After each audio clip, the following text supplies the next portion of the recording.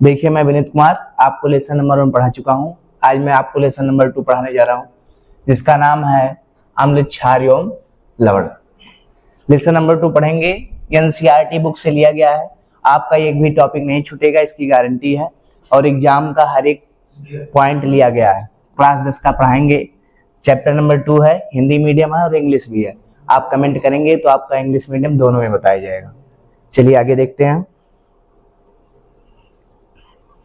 देखिए, इस लेसन में हम पढ़ेंगे क्या। तो इस लेसन में सबसे पहले हमको, अगर हम कोई चीज पढ़ रहे हैं तो हमारा लक्ष्य निर्धारित होना चाहिए।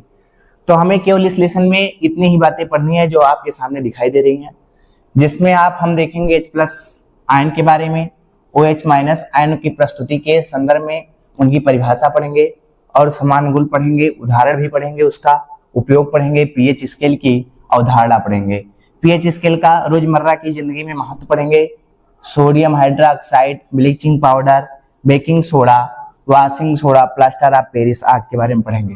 ये चीजें ऐसी हैं जो ये लवण से बनी हुई है, जो हमारा साधारण नमक है उससे बना हुआ है। तो इन सब चीजों के बारे में डिटेल से हम लेसन में पढ़ेंगे, लेकिन हमको पूरे लेसन में केवल इतनी ही चीजें पढ़नी है। चलिए आगे देखते हैं, फिर लेसन पे पहुंचते हैं। देखिए, आपके सामने पहला है अम्ल। लेसन का नाम क्या है? अम्ल है। तो लेसन का नाम अम्ल है, जिसे इंग्लिश में एसिड कहते हैं। ये स्वाद में खट्टे होते हैं। स्वाद में खट्टे होते हैं मतलब जैसे किसी को सिरका कोई खा लिया, कोई नींबू खा लिया, तो हमें स्वाद कैसा महसूस होता है? खट्टा। इसका मतलब नींबू और सिरका क्या है? अम्ल है। उसमें क्या होता है?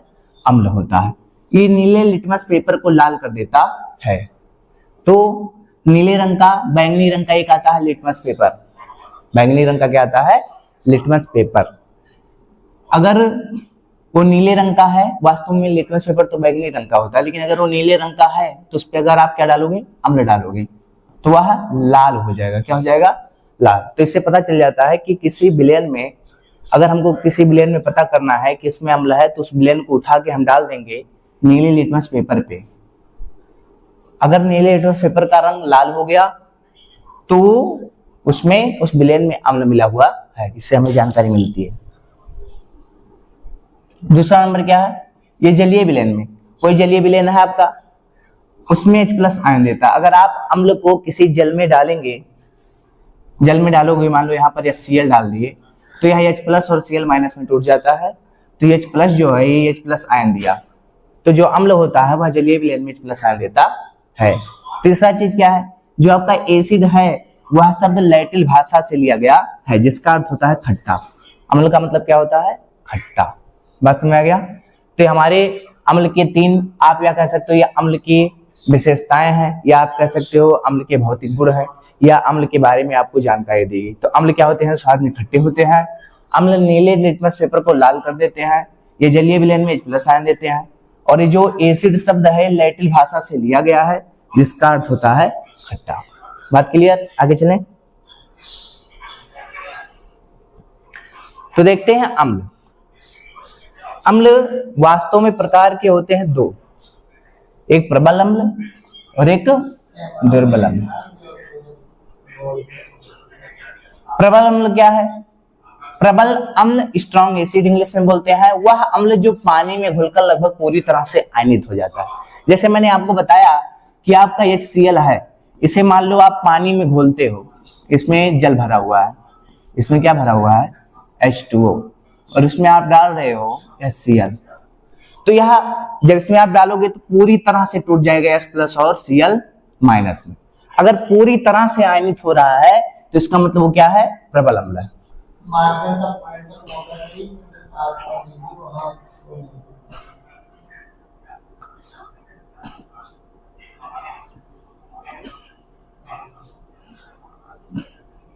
क्लियर? आगे देखते हैं। तो यहां पर देखिए, प्रबल अम्ल किसे कहते हैं? प्रबल अम्ल वह अम्ल है जो पानी में घुलकर लगभग पूरी तरह से आयनित हो जाते हैं, एकदम अच्छी तरह से टूट जाते हैं। जैसे आपका HCl है, अगर इसे आप पानी में डालोगे तो यह अच्छी तरह से टूट जाएगा। जैसे आपका H2SO4 है, इसे भी आप पानी डालोगे अच्छी तरह से टूट जाएगा। HCl का नाम क्या है? हाइड्रोक्लोरिक अम्ल। इसका नाम है हाइड्रोजन सल्फेट, इसका नाम है हाइड्रोजन नाइट्रेट। क्लियर है?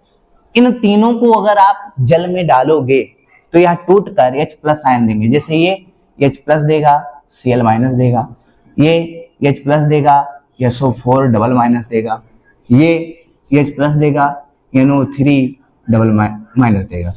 ठीक है? तो यहाँ पर हर जगह क्या मिल रहा है हमको? H plus ion. क्या मिल रहा है? H plus ion. और ये मिलेगा कब?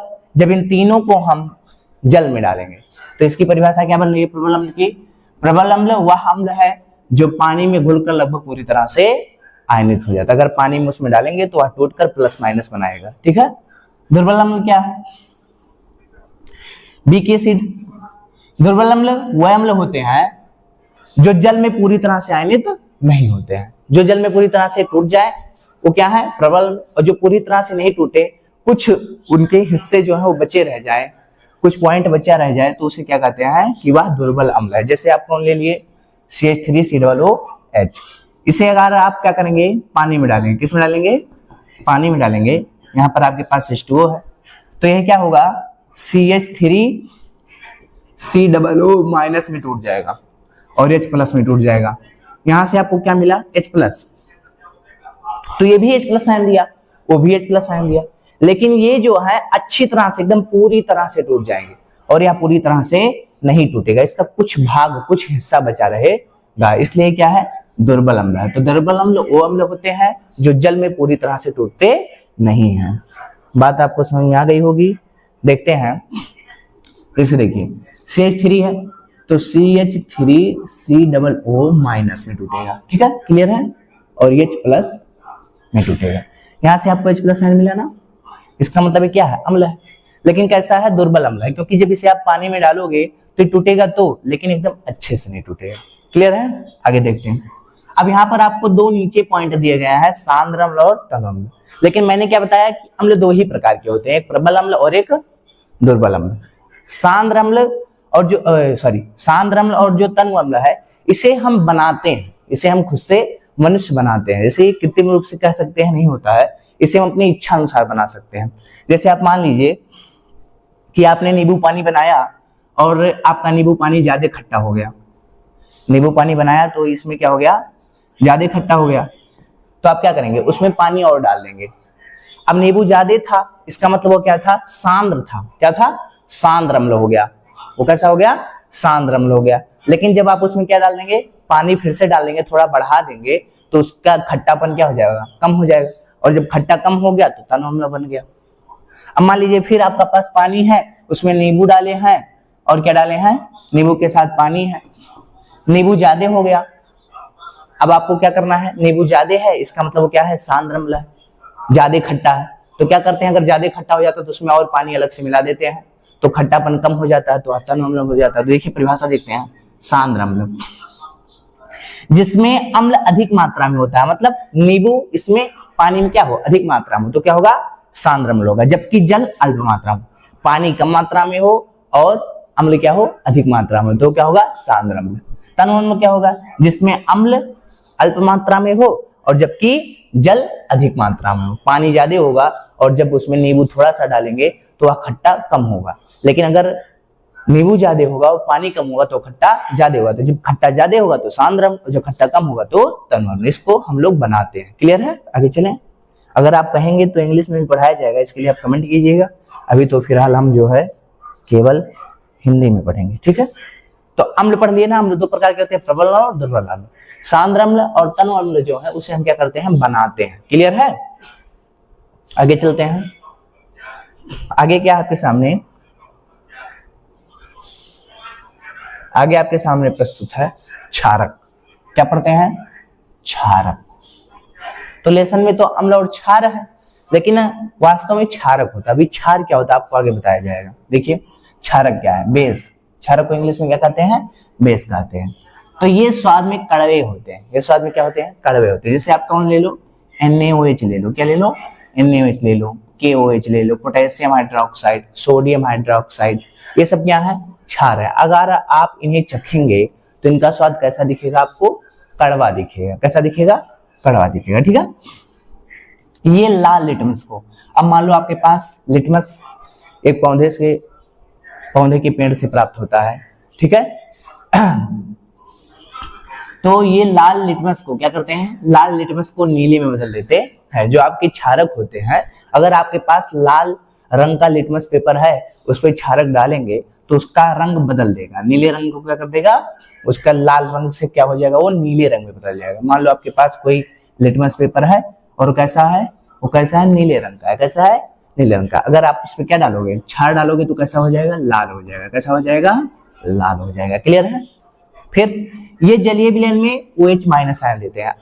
अम्ल क्या देता था, अगर उसे आप पानी में डालोगे तो H प्लस आयन देता था, लेकिन अगर आप क्षारक को जल में डालोगे तो क्या देगा, OH माइनस आयन में टूटता है। समझ गए कि नहीं। जैसे आपके पास ये बीकर है, इसमें आपका क्या भरा है, पानी भरा है, क्या भरा है बेटा, पानी, और इसमें आप क्या डाल रहे हो, NaOH, क्या डाल रहे हो, NaOH, तो किस में टूट जाएगा, Na प्लस में और OH माइनस। तो यहाँ पर आपको क्या दिया, OH माइनस आयन दिया, क्या दिया, OH माइनस आयन दिया। तो ठीक है, ये बोला ना कि क्षारक जो होते हैं वो जलीय विलयन में OH माइनस आयन देते हैं। तो क्षारक स्वाद में क्या होते हैं, कड़वे होते हैं। ये लाल लिटमस को नीले में बदल देते हैं, ये जलीय विलयन में OH माइनस आयन देते हैं। सेम अम्ल की तरह क्षारक भी दो प्रकार के होते हैं, प्रबल अम्ल, एक प्रबल क्षारक और एक दुर्बल क्षारक। प्रबल क्षारक कौन है, जो जलीय विलयन में क्या होते हैं, अच्छी तरह से टूट जाए, वो प्रबल क्षारक। जो जलीय विलयन में मतलब पानी में डालने पर अच्छी तरह से ना टूटे, वह दुर्बल क्षारक। क्लियर है। तो कौन कौन है, NaOH, KOH, CaOH का होल ट्वाइस, ठीक है। तो सोडियम हाइड्रोक्साइड, पोटेशियम हाइड्रोक्साइड और कैल्शियम हाइड्रोक्साइड, ये तीनों ऐसे हैं कि अगर इन्हें आप पानी में डालोगे तो अच्छा तरह से क्या हो जाएंगे, टूट जाएंगे। लेकिन दुर्बल क्षारक क्या है, NH4OH, अमोनियम हाइड्रोक्साइड, ये क्या है, अगर आप इसे आप पानी में डालोगे तो अच्छे तरीके से नहीं टूटेगा, टूटेगा लेकिन अच्छी तरीके से नहीं टूटेगा, ठीक है। आगे देखते हैं क्षार, आगे देखेंगे क्या है, क्षार। तो लेसन का नाम में अम्ल, क्षार और लवण है, उसमें क्षारक नहीं है। तो क्षार किसे कहते हैं, तो जल में घुलनशील क्षारक, मतलब जो क्षारक पानी में घुल जाए उसे ही क्या कहते हैं, क्षार कहते हैं, उसे क्या कहते हैं, क्षार। और जो नहीं घुले उसे क्षार नहीं कहेंगे। तो जो क्षारक जल में क्या हो जाए, घुल जाए, उनको ही हम क्या कह देते हैं, क्षार कह देते हैं। और जो नहीं घुलेगा उसको केवल हम क्षारक कहेंगे। लेकिन जो भी क्षारक जल में घुल जाएगा उसे हम क्या कहेंगे, क्षार कहेंगे। क्लियर है। आगे देखते हैं, जैसे कौन, NaOH, ये जल में अच्छे से घुलता है ना, यहाँ देखियो, इसलिए क्या है, क्षारक है, क्षार है, सॉरी, KOH, ये जल में अच्छे से घुलता है ना, इसलिए क्षार है। MgOH, मैग्नीशियम हाइड्रोक्साइड, ये जल में अच्छे से घुलेगा, इसलिए क्या है, क्षार है। तो जो क्षारक जल में अच्छे से घुल जाए उसी का नाम ही क्या पड़ जाता है, क्षार पड़ जाता है, एल्काली, एल्काली। आगे चलें, आगे चलते हैं। तो क्षारक भी पढ़ लिए, ठीक है। यहाँ देख लो, आपके सामने दिखाई दे रहा है, थोड़ा सा इमेज देख लेंगे। इमेज में कैसा है, एसिड है, देखो एसिड है ना, इसको क्या कर दिए, मान लो इसमें क्या भरा हुआ था, एसिड, इसमें क्या भरा हुआ है, अम्ल भरा हुआ है। लिटमस पेपर डाले, लिटमस पेपर किस कलर का था, नीला, कैसा था, नीला था। लेकिन जब अम्ल में डाले, क्या डाले, अम्ल में, तो देखो कैसा हो गया, लाल हो गया कि नहीं, कैसा हो गया, लाल हो गया। देखो अम्ल डाला हुआ है, कैसे पता चला कि देखो ये जो H प्लस आयन और Cl माइनस आयन में टूटा हुआ है, क्योंकि अम्ल को जल में डालते हैं तो H प्लस आयन और Cl माइनस आयन में टूटता है। यहाँ देखो, यहाँ इसमें क्या भरा हुआ है, क्षार, क्या भरा हुआ है, क्षार। क्यों, देखो देखो Na प्लस और OH माइनस आयन में टूटा, क्षार डाला हुआ है। इसमें जब हम लाल रंग का लिटमस पेपर डाले तो किस कलर का हो गया, नीला, किस कलर का हो गया, नीला हो गया। क्लियर है। और लाल रंग का था। आगे देखते हैं लवण। अब क्या देखेंगे, तो अम्ल देख लिए, क्षार देख लिए, क्या देखेंगे, लवण देखेंगे। लवण माने साल्ट, लवण मतलब साल्ट होता है, ठीक है। साल्ट क्या है, लवण अम्ल और क्षारक की परस्पर अपक्रिया से प्राप्त होता है। जब अम्ल और क्षार आपस में मिल जाते हैं, अम्ल ले लो और क्षार ले लो, दोनों को मिला दो तो क्या बनेगा, लवण बनेगा। क्लियर है। तो अम्ल और क्षार को जब मिला देंगे तो लवण बनेगा। जिसको कैसे बनता है, देखो जैसे आप ले लिए NaOH और क्या ले लिए, आप एक जो है क्षार, वो अम्ल ले लो, ये तो क्षार हो गया, ये क्या हो गया, अम्ल हो गया। ये आपका क्या है, क्षार, और ये क्या है, अम्ल। दोनों को क्या कर दिए, परस्पर अपक्रिया करा दी ना, मतलब मिला दिए, अपक्रिया करा दिए। तो यहाँ से NaCl साथ हो जाएगा, क्या हो जाएगा, NaCl, और यहाँ पर ये दोनों साथ हो जाएगा, तो क्या हो जाएगा, H2 हो, यहाँ पर आपको क्या प्राप्त हुआ, क्या प्राप्त हुआ, लवण। क्या प्राप्त हुआ बेटा, लवण प्राप्त हुआ। तो ये बोला ना कि अम्ल और क्षार की परस्पर क्रिया से, अम्ल और क्षार जब परस्पर क्रिया किए तो क्या बना, लवण बना। क्लियर है, क्या, NaCl, KCl। इसी प्रकार से कौन बनेगा, KCl बनेगा। जब यहीं पर आप क्या ले लेते, KOH ले लेते, तो यहाँ पर आपका KCl बन जाता। ठीक है ना। अब देखेंगे सूचक क्या है। तो सूचक मतलब सूचना देने वाला, सूचक मतलब सूचना देने वाला, इंडिकेटर्स, जो हमको क्या देता है, सूचना देता है। ठीक है।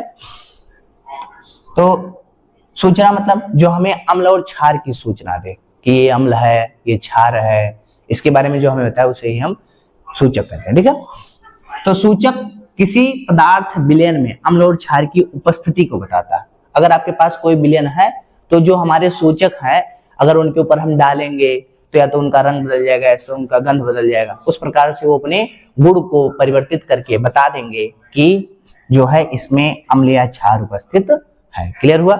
इनका रंग या गंध अम्लीय या क्षारक माध्यम बदल जाता है। जो हमारे सूचक होते हैं, जब उस पे अम्ल डालोगे या क्षार डालोगे तो या तो उनका रंग बदल जाएगा या तो उनका गंध बदल जाएगा। क्लियर है ना। तो ये सूचक है, मतलब इन पे अम्ल और क्षार डालने पर ये अपना गुण परिवर्तित कर देते हैं। कौन सा गुण, या तो रंग बदल देंगे या तो गंध बदल देंगे। क्लियर है, आगे देखेंगे।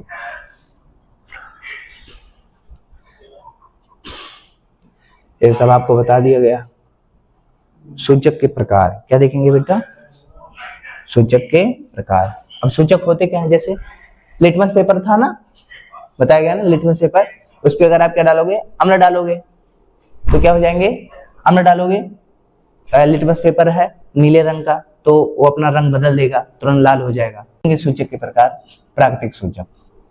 प्राकृतिक सूचक क्या है, तो जो सूचक के प्रकार है, सूचक 3 प्रकार का होता है। एक प्राकृतिक सूचक, एक क्या, कृत्रिम सूचक, और एक प्राकृतिक सूचक, और एक कृत्रिम सूचक, और एक गंधीय सूचक। तो सूचक 3 प्रकार के होते हैं। सूचना देने वाले हमारे कितने हैं, 3 है। एक प्राकृतिक रूप से हमको मिलता है, और एक कृत्रिम रूप से मिलता है, और एक गंधीय रूप से मिलता है। तो देखते हैं, ये पौधे से प्राप्त होते हैं। प्राकृतिक सूचक मतलब जो पेड़ पौधे थे, जो हम मानव द्वारा ना बनाया गया हो, जैसे लिटमस बताया गया ना, लिटमस पेड़ से प्राप्त होता है ना। लाल पत्ता गोभी, लाल पत्ता गोभी, हाइड्रेजिया का फूल, हाइड्रेजिया पौधे के फूल, इसका सबका इमेज आपको दिखाई जाएगा। तो लिटमस, लाल पत्ता गोभी, हाइड्रेजिया के पौधे के फूल, हल्दी, ये सब क्या है, प्राकृतिक रूप से प्राप्त होता है, पेड़ पौधों से प्राप्त होते हैं ना, इसलिए क्या है, प्राकृतिक सूचक है। क्या है, नेचुरल इंडिकेटर्स है। कृत्रिम सूचक क्या है, कृत्रिम संश्लेषित, संश्लेषित मतलब जो बनाए गए हों। कृत्रिम सूचक कौन है, ये रासायनिक पदार्थ है। क्या है, रासायनिक पदार्थ है। जैसे मेथिल अरेंज, क्या है, मेथिल अरेंज। दूसरा क्या है, फिनाप्थिलीन, दूसरा क्या है, फिनाप्थिलीन। तो ये कृत्रिम रूप से इनको बनाया गया है, इनको क्या किया है, बनाया गया। और इनको क्या किया है, इन्होंने इनको प्राकृतिक ने दिया है। क्लियर है, आगे देखते हैं। तो सूचक 3 प्रकार के होते हैं, प्राकृतिक सूचक और कृत्रिम सूचक। प्राकृतिक सूचक आपको दिखा देगा, ये पौधों में पाए जाते हैं, लिटमस, लाल पत्ता गोभी, हाइड्रेजिया पौधे का फूल, हल्दी। और कृत्रिम सूचक रासायनिक पदार्थ है, मेथिल अरेंज, फिनाप्थिलीन। आगे देखते हैं, तीसरा नंबर क्या है, गंधीय सूचक। तीसरा नंबर क्या है आपके सामने, सूचक के प्रकार में गंधीय सूचक है। ठीक है, गंधीय सूचक जो क्या करते हैं, इन पदार्थों की गंध अम्लीय और क्षारीय माध्यम में बदल जाती है। अगर गंधीय सूचक आपके पास है, उस पे अम्ल और क्षार डालोगे तो उनकी गंध क्या हो जाएगी, बदल जाएगी। जैसे कौन, प्याज, जैसे कौन, प्याज, लौंग का तेल, वैनिला, ये तीनों ऐसे हैं जो गंधीय सूचक हैं। अगर आप इस पे डालोगे क्या, अम्ल या क्षार, तो इनके गंध क्या हो जाते हैं, बदल जाते हैं। और किस तरह से बदलते हैं ये आगे देखेंगे। ठीक है, सूचक तालिका, यहाँ आपको पता चलेगा कि कैसे हल्दी पे डालेंगे तो हल्दी का रंग, अम्ल डालेंगे तो क्या होगा, क्षार डालेंगे तो क्या होगा। देखते हैं, देखो सूचक तालिका, यहाँ पर आपका लिखा है सूचक, यहाँ पर रंग गंध में परिवर्तन अम्ल डालने पर, और रंग गंध में परिवर्तन क्या डालने पर, क्षार डालने पर। ये देखो आपके पास पत्ता गोभी है ना, किस रंग का, लाल रंग का। ठीक है, तो लिटमस पेपर, सूचक कौन सा लिए हम, लिटमस पेपर, उस पर क्या डालें, अम्ल। अगर अम्ल डालेंगे तो कैसा हो जाएगा, लाल हो जाएगा। लिटमस पेपर अगर हम क्षार डालें तो कैसा हो जाएगा, नीला हो जाएगा। नेक्स्ट देखेंगे लाल पत्ता गोभी। लाल पत्ता गोभी है आपके सामने, अगर इस पे आप क्या डालोगे, अम्ल डालोगे तो यह क्या हो जाएगा, लाल हो जाएगा, क्योंकि ये थोड़ा बैगनी कलर का होता है, ठीक है। और इस पे अगर क्या डालोगे, इस पे क्या डालोगे, सॉरी क्षार डालोगे। क्या डालोगे, क्षार। किस पे डालोगे, क्षार, लाल पत्ता गोभी पे। अगर लाल पत्ता गोभी पे और क्षार डालोगे तो कैसा हो जाएगा, हरा रंग हो जाएगा। ये पत्ता गोभी किस कलर में बदल जाएगा, हरे रंग में बदल जाएगा। हल्दी पीले रंग का होता है ना, अगर आप उस पे अम्ल डालोगे तो कोई बदलाव नहीं होगा, पीले रंग का ही रहेगा। लेकिन अगर आप क्या डाल दोगे, क्षार डाल दोगे, तो क्या हो जाएगा, वो लाल रंग का हो जाएगा। क्लियर है ना, आगे चलें। हाइड्रेजिया के फूल, क्या देखेंगे बेटा, ये आपके सामने है हाइड्रेजिया का फूल। आपके सामने क्या दिख रहा है, ये हाइड्रेजिया का फूल है। क्या है बेटा, ये आपका हाइड्रेजिया का फूल है। क्लियर, ये हाइड्रेजिया का फूल है। और जो है,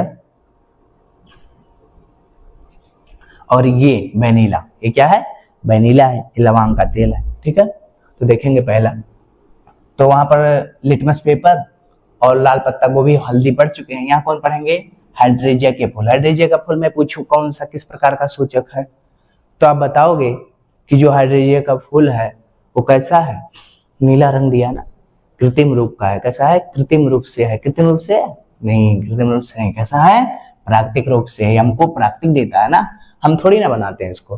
हाइड्रेजिया का फूल खुद थोड़ी ना बनाते हैं। कैसा है, प्राकृतिक रूप से सूचक है, प्राकृतिक सूचक है। अगर इस पे आप क्या डालोगे, अम्ल डालोगे, तो कैसा हो जाएगा, इसका रंग नीला हो जाएगा। कैसा हो जाएगा, नीला। अगर क्या डालोगे बेटा, क्षार डालोगे तो गुलाबी हो जाएगा।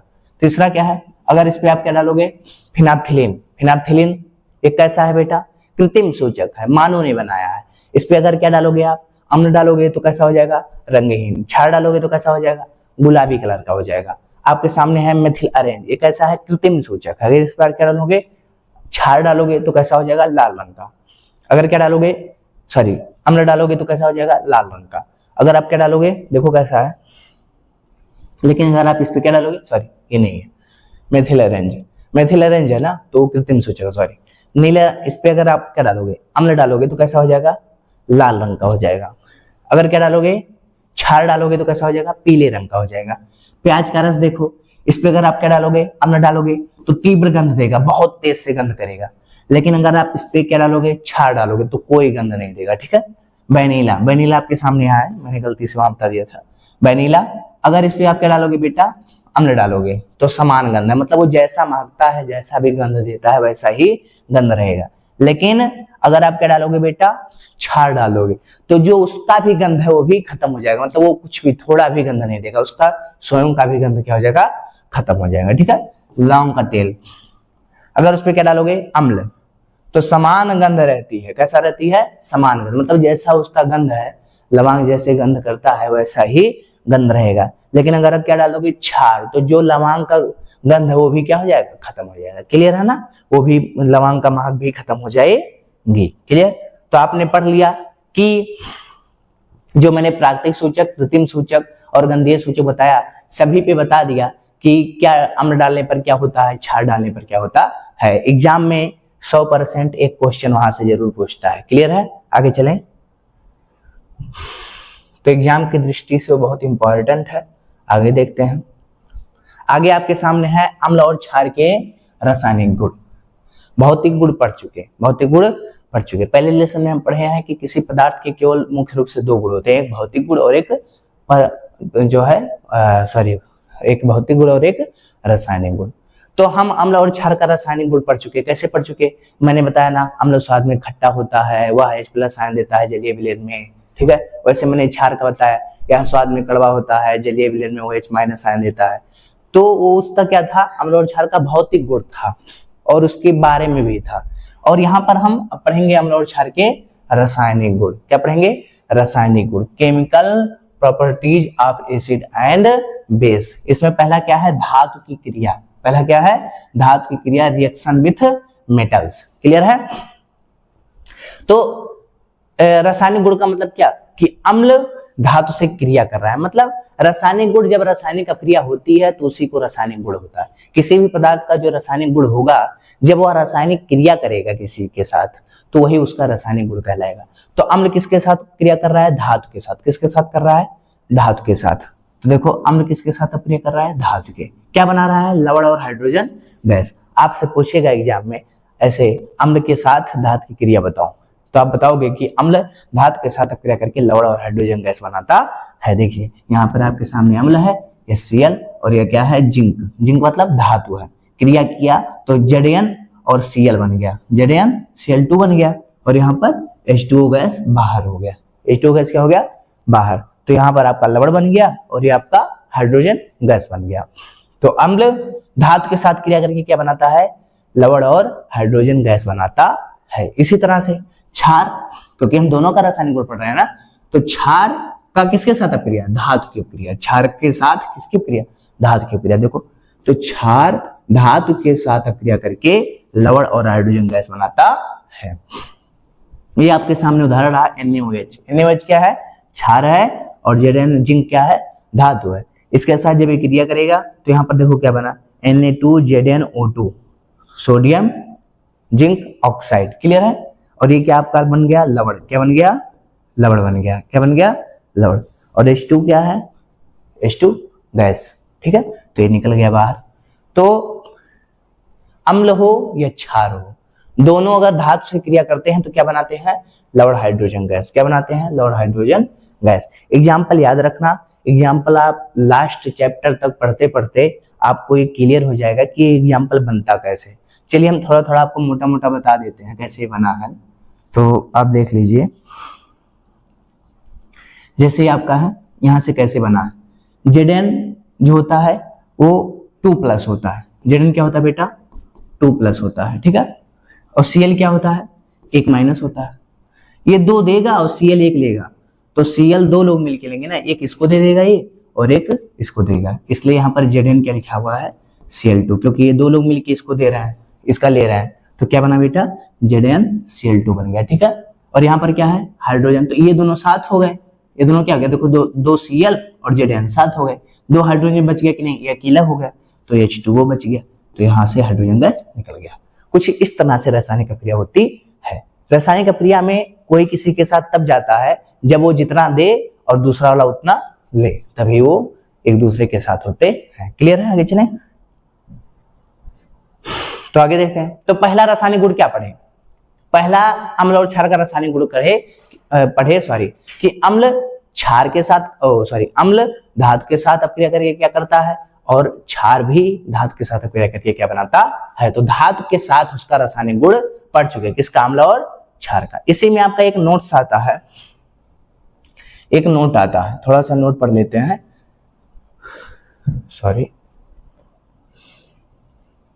नोट आता है क्या, पॉप टेस्ट। क्या आता है बेटा, पॉप टेस्ट। पॉप टेस्ट का हमें आवश्यकता क्यों लगा, क्योंकि वहां पर हम पढ़े कि अम्ल हो या क्षार हो, वह धातु से क्रिया करके लवण और हाइड्रोजन गैस बनाता है। तो हाइड्रोजन गैस की टेस्टिंग के लिए कि हाइड्रोजन गैस निकल रहा है कि नहीं, उस चीज की कौन सी गैस निकल रही है वहां, जब अम्ल और क्षार धातु से क्रिया कर रहा है तो लवण बना रहा है और क्या बना रहा है, हाइड्रोजन गैस।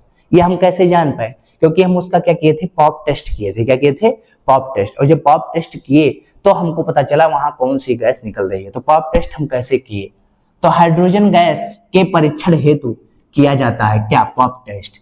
जली मोमबत्ती के पास जलती हुई मोमबत्ती ले लेते हैं और उसके पास क्या ले जाते हैं, हाइड्रोजन गैस रखने पर जलती हुई मोमबत्ती के पास अगर आप हाइड्रोजन गैस को रखोगे तो पाप ध्वनि उत्पन्न होगी, मतलब फड़ाक से बोलता है। यहाँ कुछ तरह से एग्जाम्पल में देखो, यहाँ पर चित्र में देखो, दानेदार जिंक के क्या ले लिए, टुकड़े। जिंक क्या है बेटा, जिंक क्या है, धातु है। Zn क्या है बेटा, धातु है।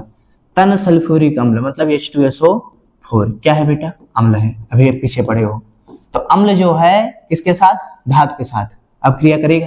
ठीक है। तो यहाँ पर देखो, ये आपका क्या है, स्टैंड है। ये क्या है, स्टैंड है। ये आपका क्या है, परख नली है। ठीक है। इसमें हाइड्रोजन गैस के बुलबुले जो हम दोनों को डाल दिए, इसमें क्या क्या डाले, तन सल्फ्यूरिक अम्ल और जिंक डाले, तो देखो बुलबुले हाइड्रोजन के निकलने लगे। यहाँ पर क्या लगा है, कीपर। क्या लगा हुआ है, कीपर। यहाँ पर पाइप लगा दिए। अब पाइप से जो है हाइड्रोजन गैस निकल के आएगा, पाइप से हाइड्रोजन गैस निकल के आएगा ना बाहर, क्योंकि जब दोनों मिलेंगे तो आपका जो बनेगा वो अंदर ही रह जाएगा। ठीक है। लेकिन हाइड्रोजन गैस कहाँ आ जाएगा, जैसे आपका ये दोनों जब मिलेंगे, Zn और H2SO4 जब मिलेंगे तो यहाँ पर Zn किसके साथ हो गया, SO4 के, तो ZnSO4 और प्लस क्या हो जाएगा बेटा, H2O निकल जाएगा। तो ZnSO4 तो इसके अंदर रह जाएगा, जब दोनों आपस में मिलेंगे तो ये बनेगा और ये बनेगा, तो ZnSO4 इसके अंदर रह जाएगा और हाइड्रोजन गैस नली से बाहर आ जाएगी। और बाहर आएगी तो नली के बाहर हम एक टब ले लेंगे या एक कीपर ले लेंगे, उसमें क्या रख लेंगे, साबुन का विलयन, मतलब पानी में साबुन खोल के रख लेंगे। अब जब हाइड्रोजन गैस बाहर निकलेगी तो इसी में लाकर उसको निकालेंगे इसी विलयन में, तो क्या निकालेगा, बुलबुला निकालेगा। अब जो ये बुलबुला निकल रहा है, देखो हाइड्रोजन से भरे साबुन के बुलबुले, तो जब गैस पानी में छोड़ते हैं तो वह क्या गज्जा बन के गज्जे की तरह बुलबुला बाहर निकलेगा। अब मोमबत्ती ले लेंगे जलती हुई, उस बुलबुले के पास ले जाएंगे तो तुरंत वो फट फट की ध्वनि के साथ हाइड्रोजन गैस का दहन होगा, क्योंकि जब हाइड्रोजन गैस जो है आग के संपर्क में आता है तो वह जलने की कोशिश करता है, और बाहर से बुलबुला है, बाहर से जो साबुन का बुलबुला है उसके अंदर हाइड्रोजन गैस भरा है। अब हाइड्रोजन गैस जब आग के संपर्क में आएगा तो जलना चाहता है, तो तेजी से निकलता है, इसलिए बुलबुला क्या हो जाता है, फट जाता है, तो फट फट की आवाज निकलती है। क्लियर हो गया। तो यही यहाँ पर लिखा है कि हाइड्रोजन गैस के परीक्षण खुद किया जाता है। क्या पॉप टेस्ट, जलती हुई मोमबत्ती के पास हाइड्रोजन गैस रखने पर पॉप ध्वनि होती है। क्लियर हो गया। आगे चलें। तो हाइड्रोजन गैस का परीक्षण करते हैं कि अम्ल और क्षार में हाइड्रोजन गैस निकल रहा है, तो कौन सी गैस निकल रही है, इसका परीक्षण किस तरह से करते हैं, पॉप टेस्ट से करते हैं। ठीक है। तो पहला रासायनिक गुण क्या था, अम्ल और क्षार का धातु से अपक्रिया, अम्ल और क्षार का धातु से अपक्रिया। दूसरा रासायनिक गुण क्या है, धातु कार्बोनेट और धातु बाइकार्बोनेट से किसकी अपक्रिया, अम्ल और क्षार की। देखो अम्ल के साथ अपक्रिया एक बार कराएंगे धातु कार्बोनेट और धातु बाइकार्बोनेट के साथ, एक बार क्षार का धातु कार्बोनेट और धातु बाइकार्बोनेट के साथ अपक्रिया कराएंगे। तो आगे देखेंगे, तो अम्ल किसके साथ, एक बार धातु बाइकार्बोनेट और एक बार धातु बाइकार्बोनेट। तो अम्ल धातु कार्बोनेट के साथ अपक्रिया करके लवण, कार्बन डाइऑक्साइड और जल बनाता है। तो आपको एग्जाम्पल में पूछेगा कि अम्ल धातु कार्बोनेट से अपक्रिया करके क्या बनाता है। ठीक है। तो आप बताओगे कि अम्ल धातु कार्बोनेट से अपक्रिया करके लवण, कार्बन डाइऑक्साइड और जल बनाता है। एग्जाम्पल में आप इसको बताना पड़ेगा। एग्जाम्पल में HCl अम्ल है, Na2CO3 क्या है, धातु कार्बोनेट है। क्यों, ये देखो Na मतलब धातु सोडियम और CO3 कार्बोनेट। ठीक है। तो सोडियम कार्बोनेट, तो लवण बना रहा है क्या, NaCl, लवण क्या बना रहा है, NaCl, और CO2 कार्बन डाइऑक्साइड, जल क्या है, H2O। ठीक है। कैसे बना, देखो Na यहाँ से Na2 और यहाँ से 2 लगा देंगे, 2 Cl बराबर हो गए, एक साथ हो गए। यहाँ से CO2 निकल गया, यहाँ पर एक O बचा हुआ है ना, और 2 हाइड्रोजन, तो 2 हाइड्रोजन और एक O निकल गया। क्लियर है। इस प्रकार से क्रिया हुई। क्लियर। तो अम्ल धातु कार्बोनेट से क्रिया करके लवण, कार्बन डाइऑक्साइड और जल बनाता है। फिर नेक्स्ट क्या है, अम्ल का, अब धातु कार्बोनेट के साथ क्रिया हो गया, दूसरा रासायनिक गुण पढ़ रहा है ना, तो क्रिया करेगा वही रासायनिक गुण है। दूसरा किसके साथ कर रहा है, धातु बाइकार्बोनेट।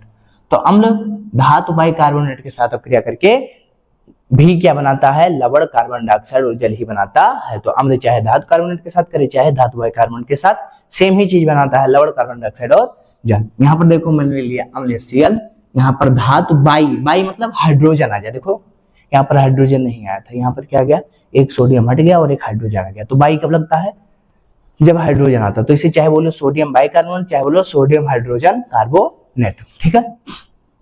सोडियम बाइकार्बोनेट यहाँ से कैसे हुआ, NaCl के साथ चला गया। क्लियर।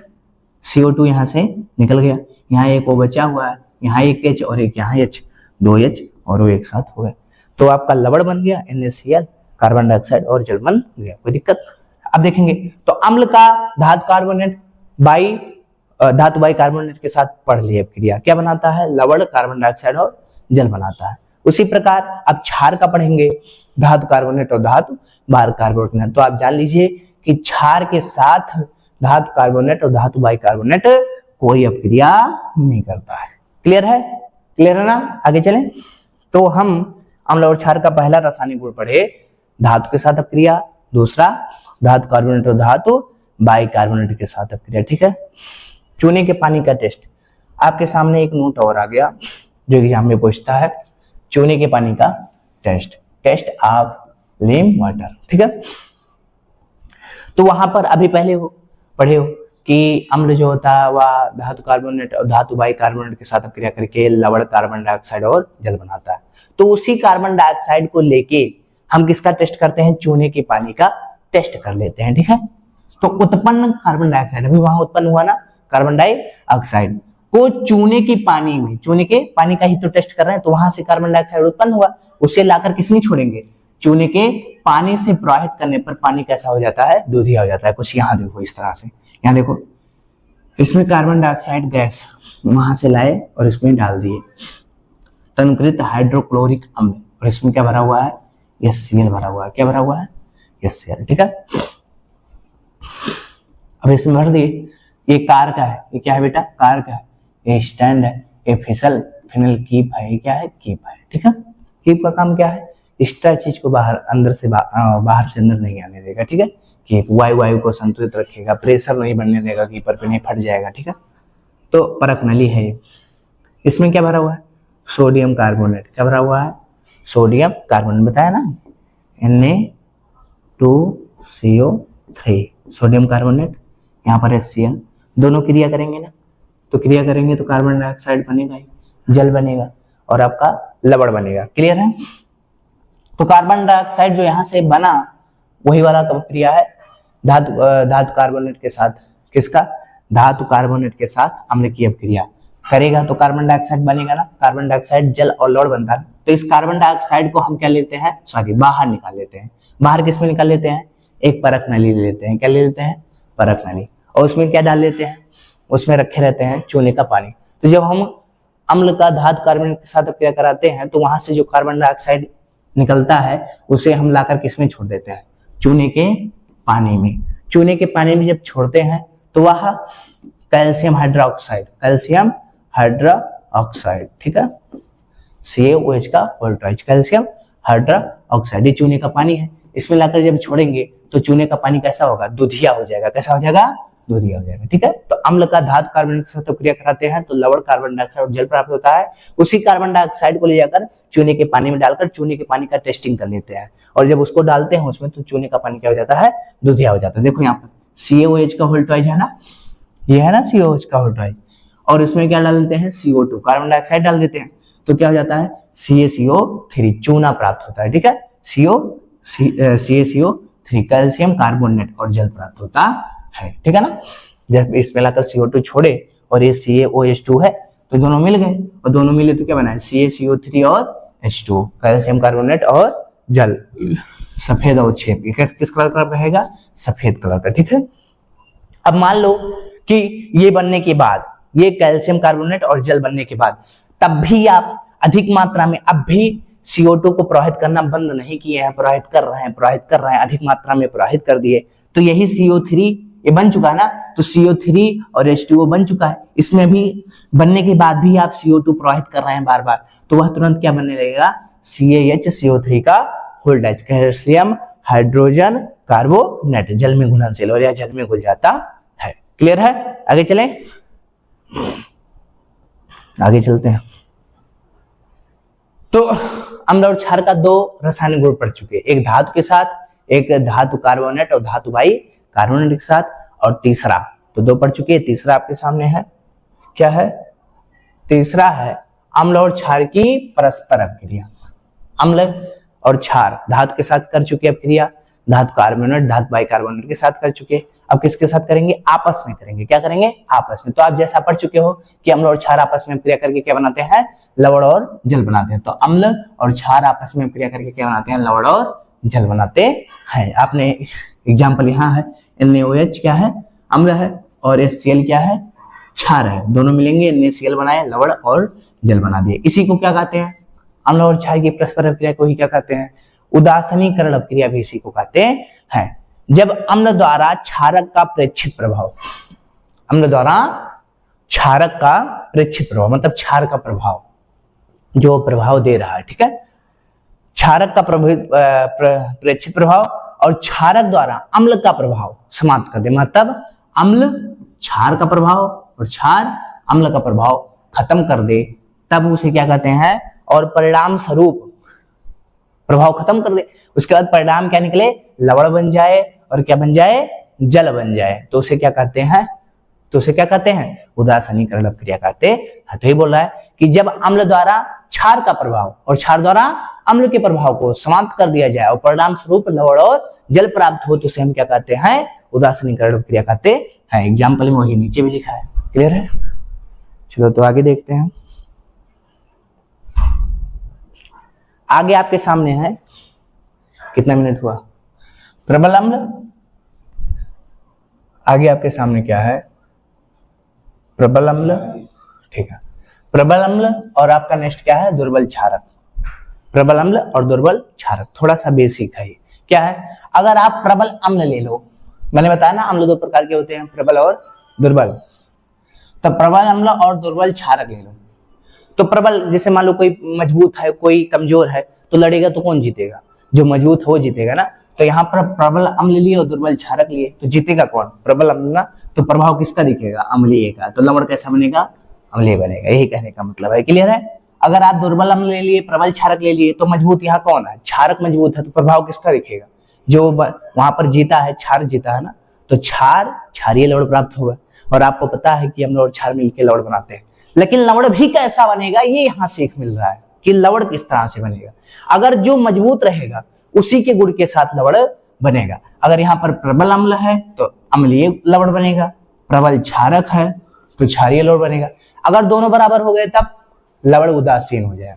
अगर दोनों क्या, देखो प्रबल अम्ल और प्रबल क्षार दोनों प्रबल है, इसका मतलब लवण भी कैसा बनेगा, उदासीन बनेगा। दुर्बल अम्ल दुर्बल क्षार सेम है, ताकत दोनों की सेम है, इसका मतलब उदासीन हो जाएंगे, तो उदासीन लवण बनेगा। क्लियर है। आगे चलें। तो 3 गुण पढ़ चुके अम्ल और क्षार का। अब 3 रासायनिक गुण पढ़, एक धातु के साथ, एक धातु कार्बोनेट के साथ, भाई कार्बोनेट के साथ, दूसरा पढ़े। तीसरा पढ़े अम्ल और क्षार का परस्पर क्रिया। चौथा रासायनिक गुण क्या पढ़ रहे हैं, अम्ल के साथ धात्विक ऑक्साइड की अभिक्रिया। क्या पढ़ रहे हैं बेटा, अम्ल के साथ धात्विक ऑक्साइड। यहाँ क्षार भी होना था, लेकिन क्षार धात्विक ऑक्साइड के साथ अभिक्रिया नहीं करता, तो अम्ल के साथ धात्विक ऑक्साइड की अभिक्रिया। तो धात्विक ऑक्साइड के साथ अम्ल अभिक्रिया करता है तो लवण और जल बनाता है। क्लियर है। तो यही चीज यहाँ में पूछता है कि धात्विक ऑक्साइड अम्ल के साथ अभिक्रिया करके क्या बनाता है, तो आप बताओगे लवण और जल बनाता है, और केवल बस एक एग्जाम्पल लिख दोगे, आपको पूरा नंबर मिलेगा। क्लियर है। तो CuO क्या है, कॉपर, O मतलब ऑक्साइड। तो कॉपर क्या हो गया, धातु, O मतलब ऑक्साइड, ये धातु ऑक्साइड हो गया कि नहीं। और आपको HCl आपका अम्ल है, मालूम है। क्या बनाया, CuCl2, copper chlorine, copper chlorine. Copper chlorine मतलब क्या, लवण बन गया और जल बन गया। क्लियर है। कैसे बना, Cu यहां से आ गया Cl2 के पास, यहां पर, ठीक है। तो Cu आ गया Cl2 के पास, यहां से H2O और O निकल गया। क्लियर है। तो आगे देखते हैं। देखो, कॉपर क्लोराइड के बनने से विलयन का नीला रंग हो जाता है। जब कॉपर क्लोराइड बनता है तो विलयन नीले रंग बदल जाता है। रंग कैसा हो जाता है इसका, नीला हो जाता है। कैसा हो जाता है बेटा, नीला हो जाता है। ठीक है। तो धात्विक ऑक्साइड की प्रवृत्ति कैसी होती है, क्षारीय। क्यों क्षारीय होती है, क्योंकि आप जानते हो लवण अगर बनेगा तो इसका मतलब अम्ल और क्षार अभिक्रिया किए हैं। तो यहाँ पर अगर ये अम्ल है और यहाँ पर लवण बना, इसका मतलब 100% क्लियर है ना कि अम्ल किसके साथ अभिक्रिया किया होगा, क्षार की। क्योंकि आप पढ़ चुके हो अम्ल जब क्षार के साथ अभिक्रिया करता है तभी वह लवण बनता है। इसीलिए कह रहा है कि धात्विक ऑक्साइड किस प्रकृति की होती है, क्षारीय। क्षारीय है तभी तो अम्ल के साथ अभिक्रिया करके लवण बना रही है, क्योंकि वह अम्ल के साथ क्रिया करके क्या बना रहे हैं, लवण और जल बना रहे हैं। जो धात्विक ऑक्साइड है वह अम्ल से क्रिया करके क्या बना रहे हैं, लवण बना रहे हैं। इसका मतलब एक क्लियर हो गया कि जो अम्ल के साथ है वो क्या है, क्षार है, तभी तो लवण बन रहा है। क्लियर। आगे देखो जैसे कौन, CuO, MgO। ठीक है। अब ये MgO CU क्या है, CU क्या देता है, 2+ होता है। ठीक है। और O क्या होता है, 2-। कैसे, 2 ही, इसका जो आप इलेक्ट्रॉनिक विन्यास करेंगे तो 2 और क्या होगा आपका 6 होगा, क्योंकि ऑक्सीजन क्या 8 नंबर पर। कॉपर का आपका ऐसे कॉपर होता है, कॉपर का 2+ होता है। अब कॉपर का अब बाउ नियम से इलेक्ट्रॉनिक विन्यास करो चाहे वैसे करो। ठीक है। 2 और 6 हो गया, तो यहाँ पर ये दोनों अपन इसको दे देता है, तो इसका 2 और 8 पूरा हो जाता है। इसीलिए CuO साथ में होते हैं। आप इसे Mg कितना नंबर पे होता है, 12 नंबर पे। 2 8 10 और 2 12, 2 इसके पास एक्स्ट्रा है, तो ये किसको देगा, ऑक्सीजन को। ऑक्सीजन के पास 8 होता है, तो 2 और 6 इसको दे देगा, इसका 8 पूरा हो जाएगा। क्लियर है। इस तरह से MgO बनेगा। आगे चलें। तो जो है अम्ल और क्षार का रासायनिक गुण मैं 4 नंबर तक पढ़ चुका हूं, 5वां।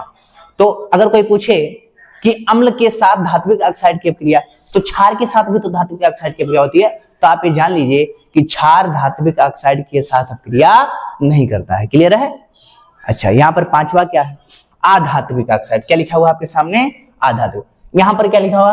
अधात्विक ऑक्साइड की क्षार के साथ अपक्रिया। मतलब वहां से आप क्या सीख पाए कि धात्विक ऑक्साइड अम्ल के साथ अपक्रिया करता है और अधात्विक ऑक्साइड क्षार के साथ अपक्रिया करता है। अगर आपसे कोई पूछ ले अधात्विक ऑक्साइड का अम्ल के साथ अपक्रिया बताओ, तो आप जान जाओगे कि अधात्विक ऑक्साइड अम्ल के साथ अपक्रिया नहीं करता है, वह केवल क्षार के साथ अपक्रिया करता है। बात क्लियर हुई?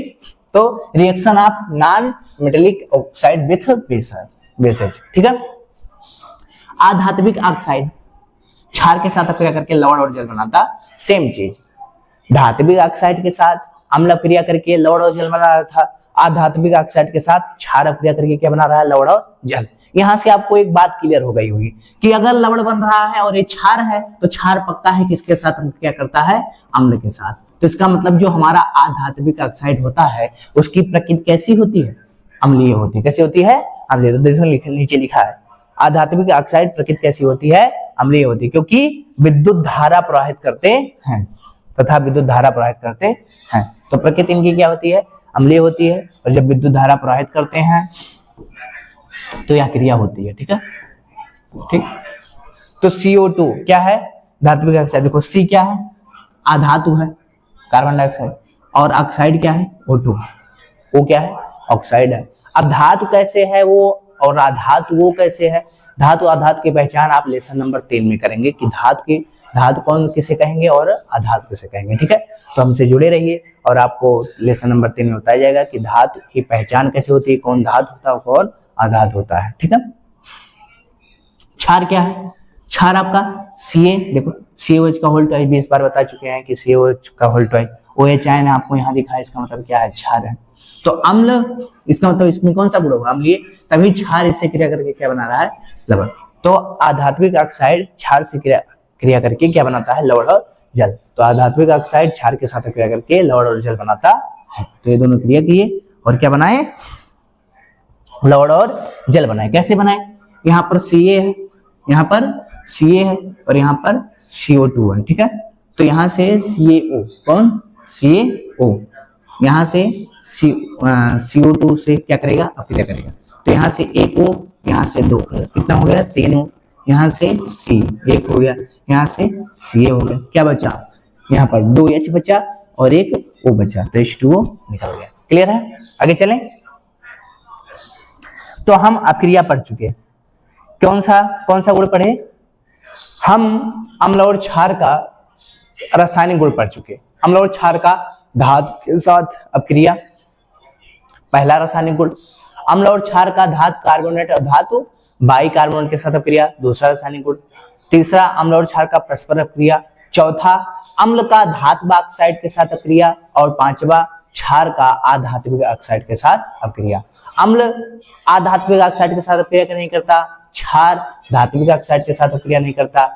अम्ल बाइकार्बोनेट और धातु बाइकार्बोनेट के साथ अपक्रिया करता है, क्षार वहां भी अपक्रिया नहीं करता है, ठीक है। क्लियर? आगे चलते हैं, कोई भी डाउट नहीं होना चाहिए।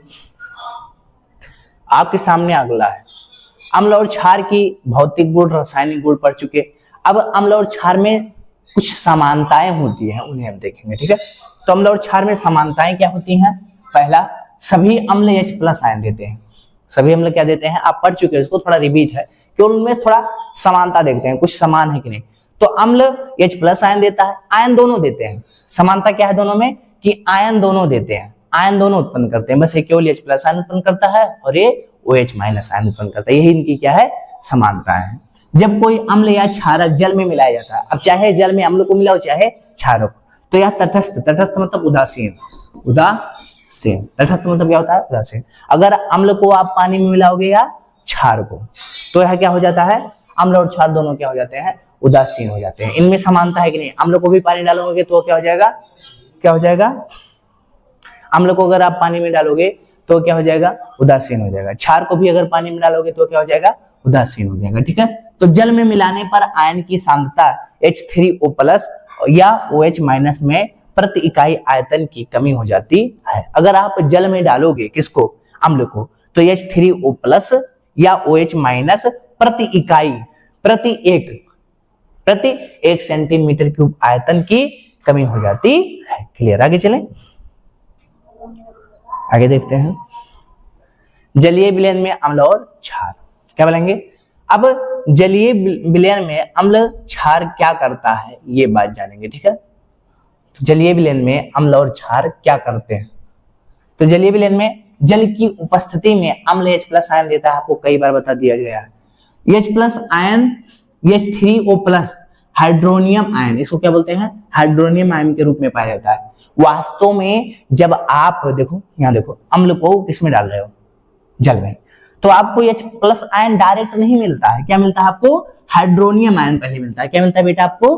पहले हाइड्रोनियम आयन मिलता है, और यह हाइड्रोनियम आयन फिर से जल और H+ आयन में टूटता है। इसका मतलब हम ये जान गए कि अम्ल को जल में डालने पर वह सीधे H+ आयन नहीं देता। कैसे देता है? पहले H3O+ देता है। क्या देता है? Hydronium ion. देखो क्लियर है ना, यहां से ये तीनों साथ हो गए और Cl- निकल गया।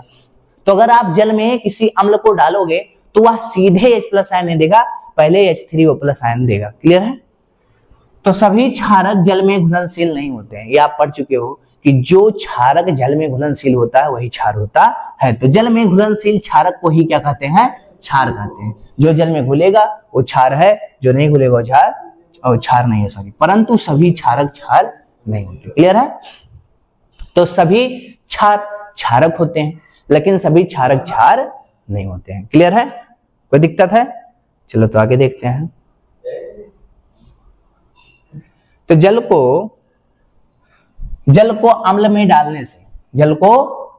डालने से मिश्रण उफन कर बाहर आ सकता है।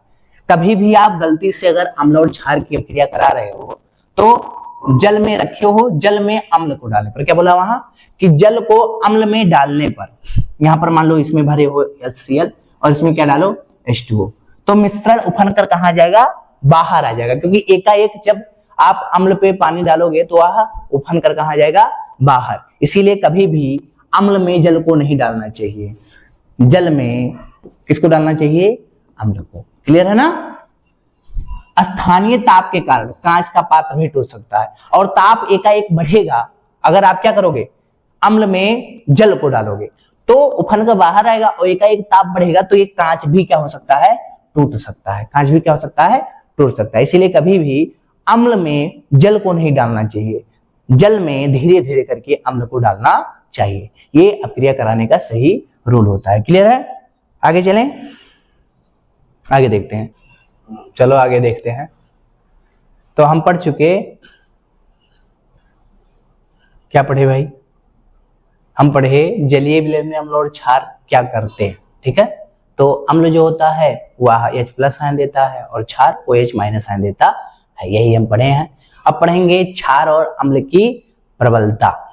जो अम्ल और क्षार होता है उसकी हम प्रबलता को कैसे जांचते हैं, कितना स्ट्रॉन्ग अम्ल है, कितना स्ट्रॉन्ग क्षार है, उसको कैसे हम पता करते हैं, तो आगे देखते हैं। आप जान भी चुके हो, जो है लिटमस पेपर, हल्दी, ये सब हमें अम्ल और क्षार की पहचान कराते हैं, लेकिन वो कितना मजबूत केवल बता देते हैं कि अम्ल है या क्षार है, लेकिन नहीं बता पाते हैं कि मजबूत कितना है, ज्यादा मजबूत क्षार है कि ज्यादा मजबूत अम्ल है।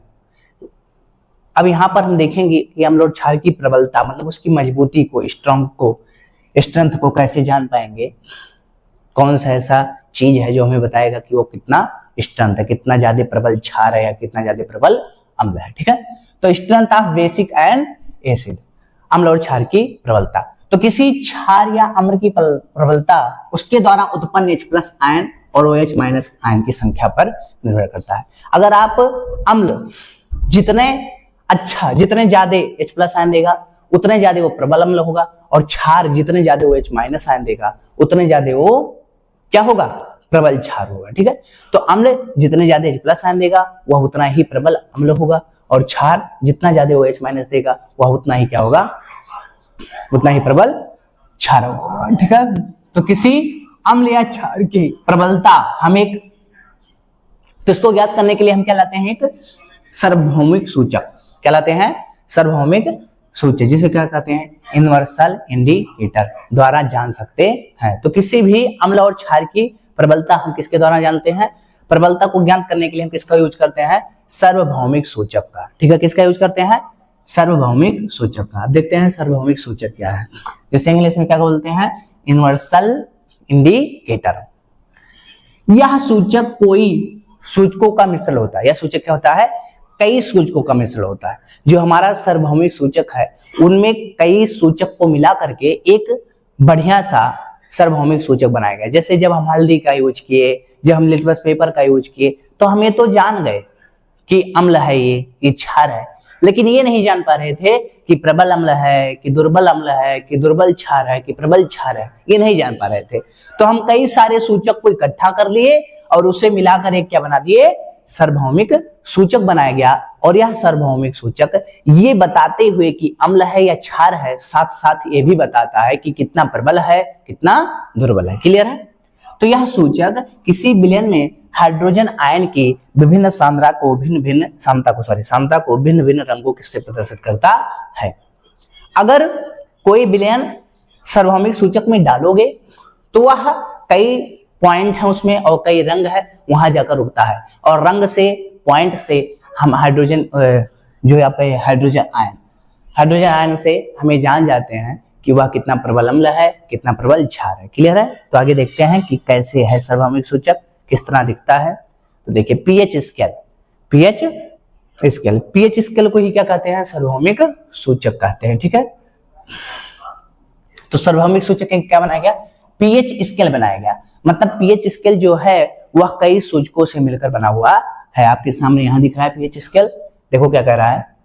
किसी विलयन में उपस्थित H+ आयन की सांद्रता, H+ आयन कितना ज्यादा है, सांद्रता मतलब क्या? कितना ज्यादा H+ आयन है, ज्ञात करने के लिए एक स्केल विकसित मतलब बनाया गया। ठीक है, जिसे क्या कहते हैं? पीएच स्केल कहते हैं। तो किसी विलयन में H+ आयन की सांद्रता मतलब H+ आयन कितना अधिक मात्रा में ज्ञात करने के लिए एक क्या किया गया? स्केल बनाया गया, जिसे हम क्या कहते हैं? पीएच स्केल कहते हैं। और यही क्या है? सार्वभौमिक सूचक है। पीएच में पी क्या है? पोटेंज है। क्या है? पोटेंज है, जो एक जर्मन शब्द है जिसका अर्थ होता है शक्ति। मतलब पी उसकी शक्ति बताता है। ठीक है, अम्ल और क्षार की, H+ आयन की। H+ आयन का जो पूर्ण रूप होता है वो क्या होता है? हाइड्रोजन विभव। ये आपको कोई बताएगा नहीं, कोई टीचर। ठीक है, तो सॉरी है पीएच का पूर्ण रूप क्या होता है? हाइड्रोजन विभव। पोटेंशियल बोलते हैं इंग्लिश, तो पोटेंशियल होता है आप हाइड्रोजन। ठीक है, तो पोटेंशियल आप हाइड्रोजन का विभव। ठीक है, हाइड्रोजन का विभव। अच्छा, यहां पर आपका एक शब्द आ गया विभव। क्या गया? विभव। विभव क्या है? जैसे ये आपका कोई धातु का टुकड़ा है, इसे आप गर्म करोगे। क्या करोगे? गर्म करोगे। इसे मतलब आप क्या दोगे? उष्मा। तो ये ताप, इसके अंदर क्या आएगा? ताप आएगा, ये गर्म होगा, ताप बढ़ता जाएगा। तो इसके अंदर जितना ताप बढ़ रहा है, ठीक है, ये मान के चलो। फिर आप एक आपका धातु का टुकड़ा ले लिए। ठीक है, जैसे आप बैटरी ले लिए, किसकी? मोबाइल की क्या ले लिए? मोबाइल की बैटरी ले लिए। इसमें आप क्या प्रवाहित कर रहे हो? विद्युत। क्या प्रवाहित कर रहे हो? विद्युत। तो मोबाइल की बैटरी ऐसे हरी हरी कलर की होती है, फुल हो जाती है। तो इसमें जितना आप आवेश, विद्युत मतलब जितना आवेश प्रवाहित किए वह उसका विभव है। ठीक है, तो हाइड्रोजन विभव, उसमें कितना हाइड्रोजन हम प्रवाहित कर सकते हैं या उसमें कितना हाइड्रोजन है, वही उसका हाइड्रोजन विभव है। मतलब विभव मतलब कितनी संख्या में हाइड्रोजन है, कितनी संख्या में हाइड्रोजन है। ठीक है, H+ आयन है। ठीक है, तो पीएच स्केल इस तरह से दिखता है। 7 नंबर शुद्ध जल, 7 नंबर पर उदासीन है। अगर आप इसके इधर आएंगे तो अम्लता बढ़ेगी। 7 से अगर कम पे आएंगे, अगर किसी का 3.3 आ गया, डाले इसमें और 3.3 पर आकर रुक गया तो वह अम्लीय होगा। अगर कोई चीज डाले वह आकर 11 पॉइंट पे रुक गया तो कैसा होगा? कैसा होगा बेटा? क्षारीय होगा। अगर लाकर लास्ट में रोका तो प्रबल क्षार होगा। अगर यहाँ पर लास्ट में लाकर रोका तो प्रबल अम्ल होगा।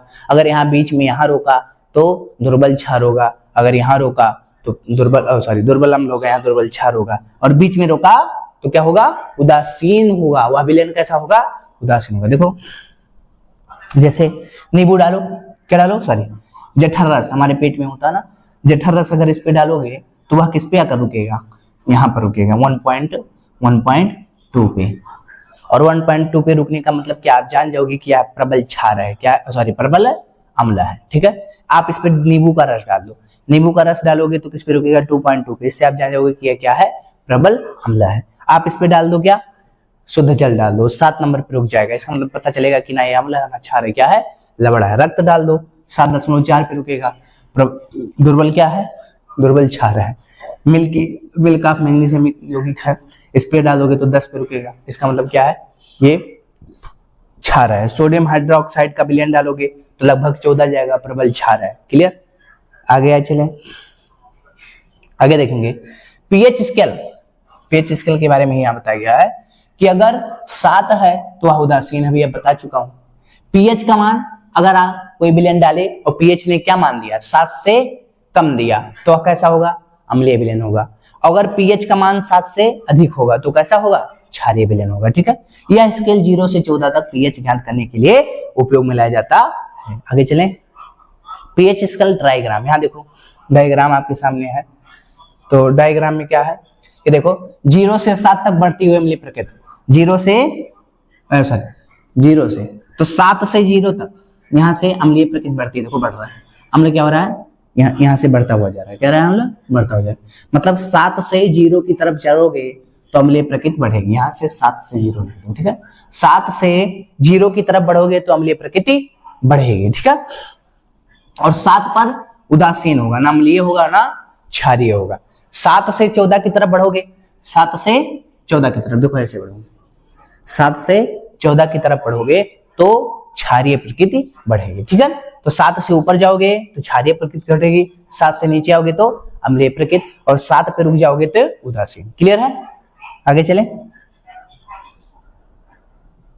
तो इसमें आपको पीएच स्केल का थोड़ा सा हेडिंग याद होना चाहिए और सार्वभौमिक सूचक का, बस यही एग्जाम में पूछता है। और आपसे पूछता है किस चीज का पीएच, जैसे मैंने आपको बताया यहाँ 1 नंबर में जरूर पूछे, जैसे आपका जठर रस का पीएच मान पूछ लेगा तो आप बताओगे 1.2 होता है, नींबू का पीएच मान पूछ लेगा तो आप बताओगे 2.2 होता है, शुद्ध जल का 7 होता है, रक्त का 7.4 होता है, मिल्क ऑफ मैग्नीशियम का जो पीएच मान होता है 10 होता है, सोडियम हाइड्रोक्साइड का 14 होता है। तो ऐसे पीएच मान पूछता है 1 नंबर में। क्लियर है, आगे देखेंगे,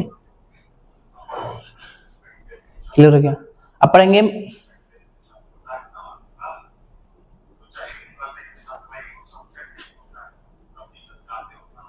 चलो देखें मिट्टी का पीएच, जो हम माटी है ना दैनिक जीवन में उपयोग आने, यहाँ पर एक पेज गायब हो गया है, देख लेंगे।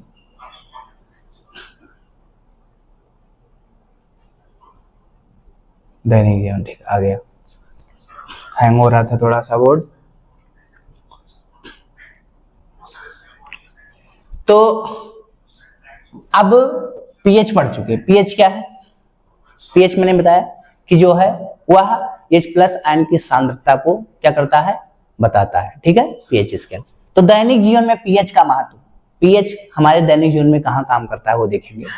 तो पौधे एवं पशु पीएच के प्रति संवेदनशील होते हैं, मतलब पौधे और पशु भी पीएच के ऊपर निर्भर करते हैं। जैसे हमारे शरीर का पीएच क्या होता है, 7 से 7.8 होता है, रेंज के बीच कार्य करता है, रेंज मतलब प्रास, रेंज मतलब प्रास, तो 7 से 7.8 प्रास के बीच हमारा शरीर कार्य करता है। वर्षा की जल जानते हो ना, पीएच मान उसका क्या होता है, 5.6 से अगर कम हो जाएगी तो अम्लीय वर्षा कहलाती है। कभी कभी एग्जाम में पूछा जाता है कि अम्लीय वर्षा किसे कहते हैं, तो जब वर्षा के जल का पीएच मान 5.6 से कम हो जाता है तो उसे क्या कहते हैं, अम्लीय वर्षा कहते हैं। क्लियर है, आगे चलें। तो हमारे दैनिक जीवन में यूज हो रहा है ना पीएच का कि 5.6 से कम हो गया तो अम्लीय वर्षा होनी शुरू हो जाती है। अब देखेंगे मिट्टी का पीएच, मिट्टी का पीएच, सॉइल पीएच। अच्छी उपज के लिए पौधों को एक विशिष्ट मतलब अच्छी क्वालिटी की पीएच परास की क्या होती है, आवश्यकता होती है। पीएच परास की क्या होती है, आवश्यकता होती है। तो अच्छी उपज के लिए पौधों को एक विशिष्ट पीएच परास की आवश्यकता होती है। अगर आप खेत में अच्छा उपज चाहते हैं तो आपको खेत की क्षारिकता अम्लता को विशेष ध्यान रखना होगा कि वह ना ज्यादा अम्लीय हो पाए ना ज्यादा क्षारीय हो पाए, तो आपकी फसल क्या होगी, अच्छी होगी। ठीक है, तो यदि किसी स्थान की मिट्टी का पीएच कम या अधिक हो तो किसान उसमें आवश्यकता अनुसार अम्लीय क्षारीय पदार्थ मिलाते हैं। अगर अम्ल ज्यादा बढ़ जाएगा खेत में तो उसमें क्षार मिला देंगे अम्लता को कम करने के लिए, अगर क्षार हो जाएगा तो अम्ल मिला देंगे। तो कोई चीज अम्ल और क्षार अगर बराबर रहेगी, ना ज्यादा रहेगी ना कम रहेगी, तो हमारी उपज क्या होगी, अच्छी होगी। क्लियर है? आगे देखेंगे।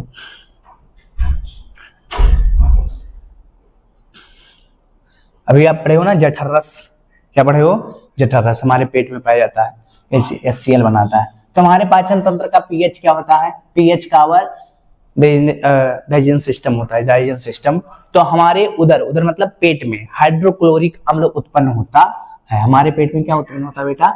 हाइड्रोक्लोरिक अम्ल, जो भोजन के पाचन में सहायता होता है। जो हम क्षारीय भोजन करते हैं उसको क्या करता है? पचाता है। तो हमारे पेट में हाइड्रोक्लोरिक अम्ल उत्पन्न होता है, जो भोजन के लिए पाचन में सहायता होता है। अभी पेट में हाइड्रोक्लोरिक अम्ल कौन उत्पन्न करता है? जठर ग्रंथि, जठर ग्रंथि। ठीक है ना? क्लियर है? अपच की स्थिति में मान लो कोई व्यक्ति है आवश्यकता से ज्यादा भोजन कर लिया, तो अपच की स्थिति में उधर अधिक मात्रा में अम्ल उत्पन्न करता है, जिसके कारण उधर में दर्द व जलन का अनुभव होता है। अगर हम ज्यादा भोजन कर लेते हैं तो हमारे पेट में दर्द होने लगता है, जलन होने लगता है। क्यों? क्योंकि ज्यादा भोजन करने से उसको पचाने के लिए हमारा पेट अधिक मात्रा में अम्ल उत्पन्न करेगा, और जब अधिक मात्रा में अम्ल उत्पन्न करेगा तो हमारे पेट में दर्द होगा और क्या होगा? जलन होगा। क्लियर है? इस दर्द से मुक्ति पाने के लिए एंटासिड एंटासिड मतलब क्या होता है कि मतलब एसिड को जो क्या कर दे, एसिड को जो अम्ल के गुण को क्या करे? कम करे। एसिड जो अम्ल के गुण को क्या करे? कम करे। जैसे क्षारकों का उपयोग करते हैं। अब अम्ल ज्यादा हो गया तो अगर हम क्षार यूज करेंगे तभी वह कम होगा, तभी हमारे पेट का दर्द और जलन कम होगा, क्योंकि अम्ल ज्यादा होने से दर्द और जलन उत्पन्न हुआ है ना। तो हम उससे मुक्ति पाने के लिए एंटासिड मतलब क्षारकों का उपयोग करते हैं, जो अम्ल की अधिक मात्रा को उदासीन कर देता है। अब अम्ल पेट में ज्यादा हो गया, अगर हम क्षार ले लेंगे तो अम्ल कम हो जाएगा, लवण बन जाएगा, उदासीन हो जाएगा, और इस प्रकार से हमारा दर्द क्या हो जाएगा? कम हो जाएगा। क्लियर है? पीएच परिवर्तन के कारण दंत क्षय। दंत क्षय जानते हो ना? दांत का टूटना, दांत का छोटे छोटे भागों में टूटना।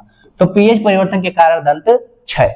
मुख का पीएच का मान अगर 5.5 से कम होने पर दांतों का क्षय प्रारंभ हो जाता है। अगर हमारे जो मुख है उसके जो दांत है उसका पीएच अगर 5.5 से कम होगा तो हमारा दांत छोटे छोटे टुकड़ों में क्या होने लगेगा?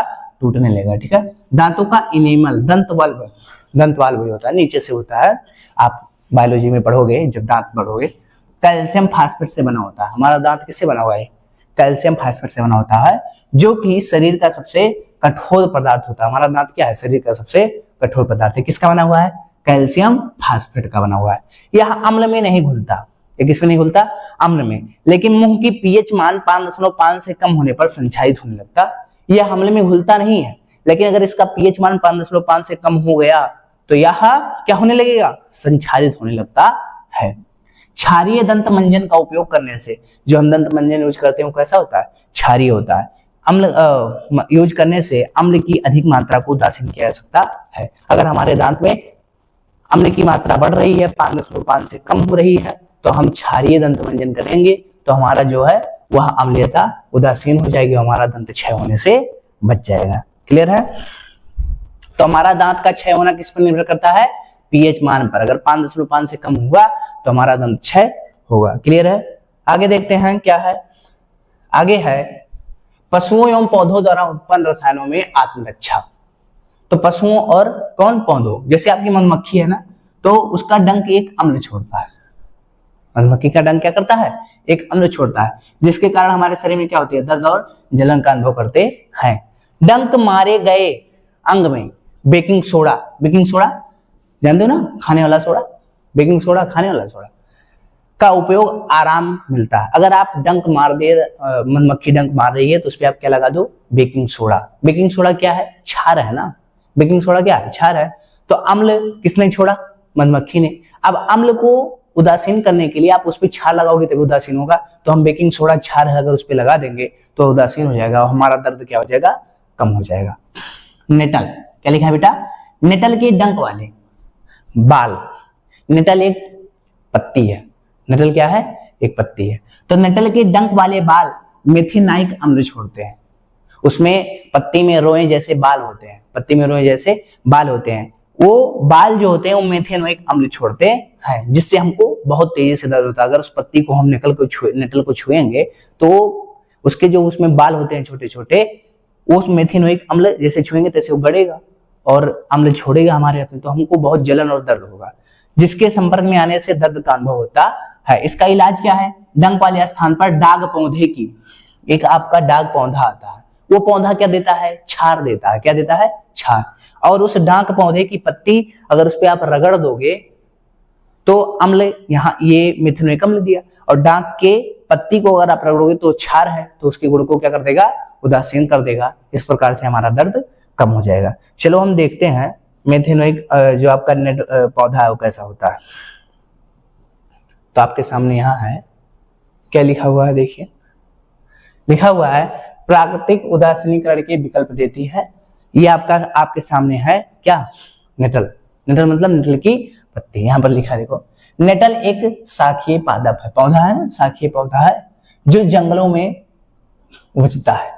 इसके पत्तों में डकानुमान बाल होते हैं। इसके पत्तों में क्या होते हैं? छोटे छोटे रोए जैसे बाल होते हैं, जो अगर गलती से छू जाए तो डंक जैसा दर्द होता है। इन बालों से मेथिनोइक अम्ल का स्राव होता है। ठीक है, वहां से क्या निकलता है? बालों से मेथिनोइक स्राव मतलब निकलता है, के कारण यह दर्द होता है। पारंपरिक तौर पर इसका इलाज डंक वाले स्थान पर डाक पौधे की पत्ती रगड़ कर किया जाता है। अब आपको कल के लेक्चर में, नेक्स्ट लेक्चर में डाक का पौधा दिखाया जाएगा, उसके बारे में बताया जाएगा। ठीक है, डाक पौधे की पत्ती रगड़ कर किया जाता है। ये पौधे अधिकतर नेटल के पास ही पैदा होते हैं, और ये जो डाक के पौधे हैं वो नेटल के पास ही पैदा होते हैं। क्या आप डाक पौधे की प्रकृति का अनुमान लगा सकते हैं? हाँ, कैसे अनुमान लगा सकते हैं? क्योंकि ये अम्लीय होता है, ये अम्ल डालता है हमारे अंदर। इसका मतलब डाक पौधा क्या होगा? क्षारीय, तभी तो उसका यूज करते हैं कि अम्ल के प्रभाव को खत्म कर दे। अनुमान लगा सकते हैं। अब आप जान गए होंगे कि अगली बार पहाड़ों पर चढ़ते हुए गलती से नेटल पौधे की छू जाने पर आपको क्या करना होगा।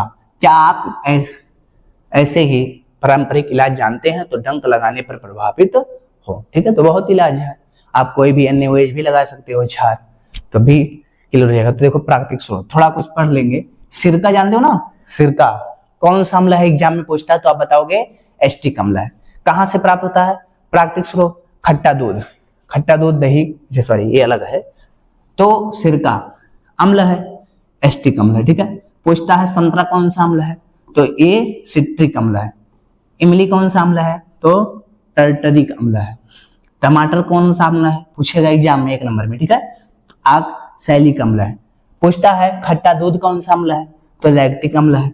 नींबू कौन सा अम्ल है? तो सिट्रिक अम्ल है। चींटी का डंक मेथिनोइक अम्ल है। नेटल का डंक मेथिनोइक अम्ल है। तो ये याद कर लेना, क्योंकि पूछता आपसे सिरका, संतरा, इमली, टमाटर, खट्टा दूध, नींबू, चींटी का डंक, नेटल का डंक, इसमें कौन सा अम्ल पाया? देखिए, हम यहाँ तक पढ़ चुके हैं, अब आगे देखते हैं। हमको पढ़ना है, हम अम्ल और क्षार के बारे में पूरा व्यवस्थित रूप से पढ़ चुके हैं। अब हम पढ़ेंगे लवण के बारे में। तो लवण आप जान ही चुके हैं, किससे मिलकर बना होता है? जैसे आपको बता दिया गया है लवण की परिभाषा, अम्ल और क्षार के परस्पर क्रिया से क्या बनता है? लवण बनता है। ठीक है, तो हम लवण के बारे में जान चुके हैं। अब हम लवण का pH जानेंगे। ठीक है, तो लवण का pH क्या होता है? अगर आप प्रबल अम्ल मिलाएंगे और प्रबल क्षार मिलाएंगे, प्रबल अम्ल और प्रबल क्षार दोनों क्या है? प्रबल है। अम्ल भी प्रबल है और क्षार भी प्रबल है, तो एक दूसरे के जो उनका प्रभाव है उसे क्या कर देंगे? खत्म कर देंगे। और जिस प्रकार का लवण मिलेगा वो कैसा रहेगा? उदासीन रहेगा। और प्रबल अम्ल ले लिए और दुर्बल क्षार ले लिए और मिलाएंगे तो लवण तो बनेगा, क्योंकि अम्ल और क्षार मिल रहा है तो लवण बनेगा। आपको ये मालूम है कि अम्ल और क्षार मिले तो लवण बनता है। लेकिन अम्ल क्या है? प्रबल है। अम्ल क्या है? प्रबल है। तो प्रबल अम्ल जब दुर्बल क्षार से क्रिया करेगा तो अम्ल प्रबल होने के कारण इसका प्रभाव दिखेगा। इसलिए जो हमें लवण प्राप्त होगा वह अम्लीय प्राप्त होगा। कैसा प्राप्त होगा? अम्लीय प्राप्त होगा। बात क्लियर है? अगर आपके ले ले प्रबल क्षार ले लें और दुर्बल अम्ल ले लें तब भी लवण बनेगा, लेकिन कैसा लवण बनेगा? अब क्या प्रबल है? क्षार प्रबल है। तो क्षार प्रबल होने के कारण इसका गुण आपको लवण में दिखेगा, इसलिए आपको क्षारीय लवण बनेगा। तो एग्जाम में 1 नंबर में बहुत अच्छे से पूछता है, तो आप इसे विशेष ध्यान रखिएगा। देखिए, जब प्रबल अम्ल और प्रबल क्षार मिलते हैं तो उसका पीएच, जो भी लवण मिलेगा उसका पीएच 7 रहता है। जब प्रबल अम्ल और दुर्बल क्षार मिलते हैं तो जो भी लवण मिलेगा उसका जो पीएच होगा वो 7 से क्या होगा, कम होगा। ठीक है, अगर प्रबल क्षार ले लेंगे और दुर्बल अम्ल लेके आप कोई लवण बनाया है तो उस लवण का जो पीएच मान होगा वह 7 से अधिक होगा। क्लियर है? तो हम लवण का पीएच मान पढ़ चुके, आगे देखेंगे। तो जिससे बना होता है उस पे निर्भर करता है उसका पीएच, देखेंगे। ठीक है, क्लियर? तो हम लवण का पीएच पढ़ चुके, आगे देखेंगे। आगे हमारे सामने क्या है? आगे हमारे सामने है साधारण नमक से रसायन। साधारण नमक से रसायन।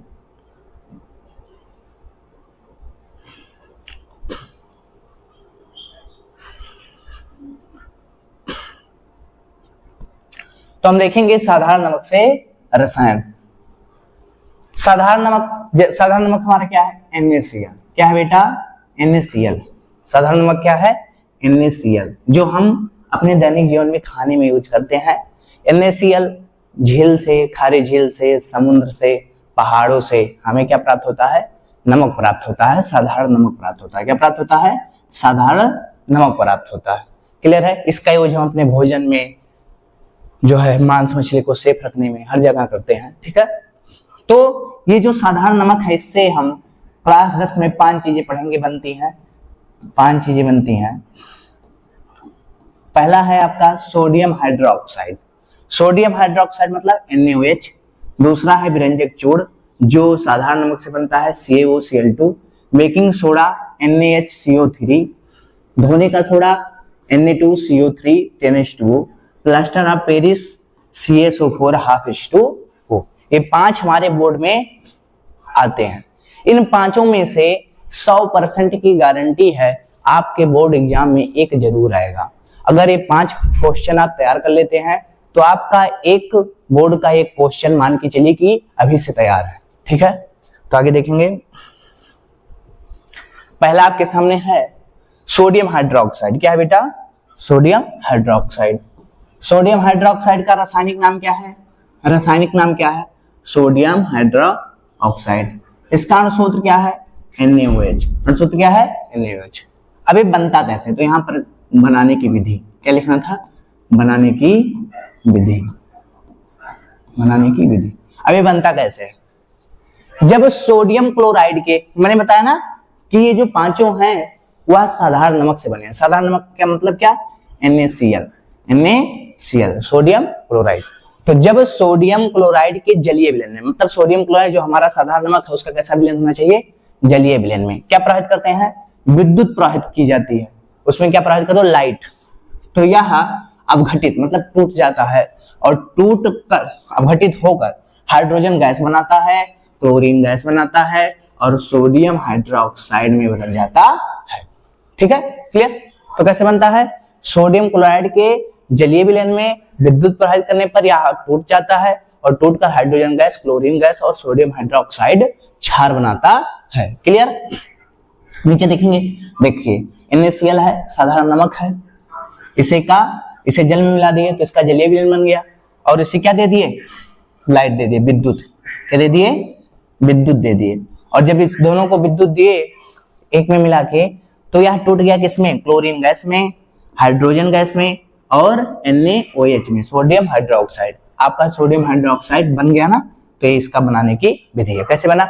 यहां से 2 Na और 2 O और 2 H एक साथ हो गए तो 2 Na 2 O और 2 H एक साथ है। यहां से क्या बचा? 2 Cl बचा, तो यहाँ 2 Cl निकल गया। यहाँ 2 दूनी 4 H है तो 2 H बच गया, 2 H यहाँ निकल गया। क्लियर? आगे चलें तो आपका ये आपको सोडियम हाइड्रोक्साइड मिल गया बन के। क्लियर? आगे चलें, बनाने की विधि पढ़ लिए, थोड़ा इसका जो विद्युत प्रवाहित करके करते हैं वो देख लेते हैं, कैसे तोड़ते हैं हम, घटित करते हैं। देखिए इसके अंदर क्या भरा हुआ था? इसके अंदर भरा हुआ था NaCl और क्या भरा हुआ था? ये भरा हुआ था और दूसरा H2O भरा हुआ था। क्लियर है? तो जब इसमें हम धारा प्रवाहित किए, इसके अंदर भरा हुआ था ये दोनों चीज, तो जब धारा प्रवाहित किए तो NaCl किस में टूट गया? Na+ में और Cl- में। और H2O किस में टूट गया? H+ में और OH माइनस में। क्लियर हुआ? क्लियर हुआ? अब यहां से Na और OH एक साथ हो गए, NaOH क्या हो गए? साथ हो गए। तो यहां अंदर क्या बचा? NaOH और Cl यहां से क्या हो गया? बाहर निकल गया। Cl गैस यहां से बाहर निकल गया और क्या बचा? H। तो हाइड्रोजन गैस यहां से क्या हो गया? बाहर निकल गया। अंदर क्या बचा? NaOH। हम इसी को तो बना रहे थे, तो ये अंदर बच गया। पहले क्या था? NaH, NaCl और H2O। जब गर्म किए मतलब इसमें विद्युत धारा प्रवाहित किए, हीट हुआ तो टूट गया Na प्लस और Cl माइनस में, और H2O टूट गया H प्लस और प्लस OH माइनस में। यहाँ पर NaOH एक साथ हो गए, ये आपका NaOH सोडियम हाइड्रोक्साइड प्राप्त हो गया, Cl उधर से निकल गया और H इधर से निकल गया। क्लियर है? तो इस प्रकार से इसका विद्युत अपघटन कराया जाता है। क्लियर? आगे चलें, आगे देखेंगे भौतिक गुण किसका। तो कोई भी पदार्थ हमने बताया था कि इसके मुख्य रूप से केमिस्ट्री में दो गुण होते हैं, भौतिक गुण और एक रासायनिक गुण। तो सोडियम हाइड्रोक्साइड का हम क्या पढ़ेंगे? भौतिक गुण पढ़ेंगे। ठीक है, भौतिक गुण क्या है? Physical properties. यह एक सफेद रंग का ठोस पदार्थ होता है। जो हमारा सोडियम हाइड्रोक्साइड होता है वो कैसा होता है? सफेद रंग का और ठोस होता है। इसका स्वाद कड़वा होता है और अगर इसे आप स्पर्श करोगे तो साबुन की तरह चिकना होता है। यह जल में अगर इसे आप पानी में डालोगे तो आसानी से क्या हो जाएगा? उसमें मिल जाता है, घुल जाता है। यह जल में घुलने पर उष्मा देता है। अगर आप सोडियम हाइड्रोक्साइड को आप पानी में डालोगे तो उसमें से क्या निकलेगा? उष्मा निकलेगा। इसका गलनांक, सोडियम हाइड्रोक्साइड को अगर आप गलाना चाहते हो तो उससे आपको कितना गर्म करना पड़ेगा? 318 डिग्री सेंटीग्रेड गर्म करना पड़ेगा। यह अत्यधिक संक्षारक होता है। अगर आप किसी के ऊपर इसे डाल देंगे, लोहे के, एल्यूमिनियम के, तो उसे क्या करेगा? संक्षारित कर देगा। क्लियर है? आगे चलें। अब इसका क्या पढ़ेंगे? रासायनिक गुण। ठीक है, दूसरा क्या है? पहला भौतिक था, दूसरा क्या है? रासायनिक गुण। रासायनिक गुण में पहला इसका गुण। तो रासायनिक गुण किसे कहते हैं? जब कोई पदार्थ किसी दूसरे पदार्थ से रासायनिक अभिक्रिया करता है तो वही उसका क्या कहलाता है? रासायनिक गुण। तो हमारा जो सोडियम हाइड्रोक्साइड है वह किससे क्रिया कर रहा है? अम्ल के साथ। किससे क्रिया कर रहा है? अम्ल के साथ। क्या बना रहा है? Sodium chloride. क्या बना रहा है बेटा? सोडियम क्लोराइड बना रहा है और जल बना रहा है। तो ये इसकी एक क्या हो गई? रासायनिक अभिक्रिया हो गई। कैसे बनाया?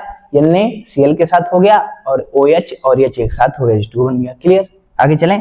तो पहला इसका क्या है? ये रासायनिक गुण। अब इसका दूसरा रासायनिक गुण देखेंगे। ठीक है, दूसरा रासायनिक गुण क्या है? कि जो हमारा NaOH है वो किसके साथ अभिक्रिया करता है? कार्बन डाइऑक्साइड के साथ। किसके साथ अभिक्रिया करता है बेटा? कार्बन डाइऑक्साइड के साथ। तो Na जो है जब वह CO2 NaO यहां से और CO2 के साथ क्रिया करता है तो Na2CO3 बनाता है। Na2CO3 बनाता है। क्लियर है? प्रभु आवाज बंद करिए। तो NaOH जो है जब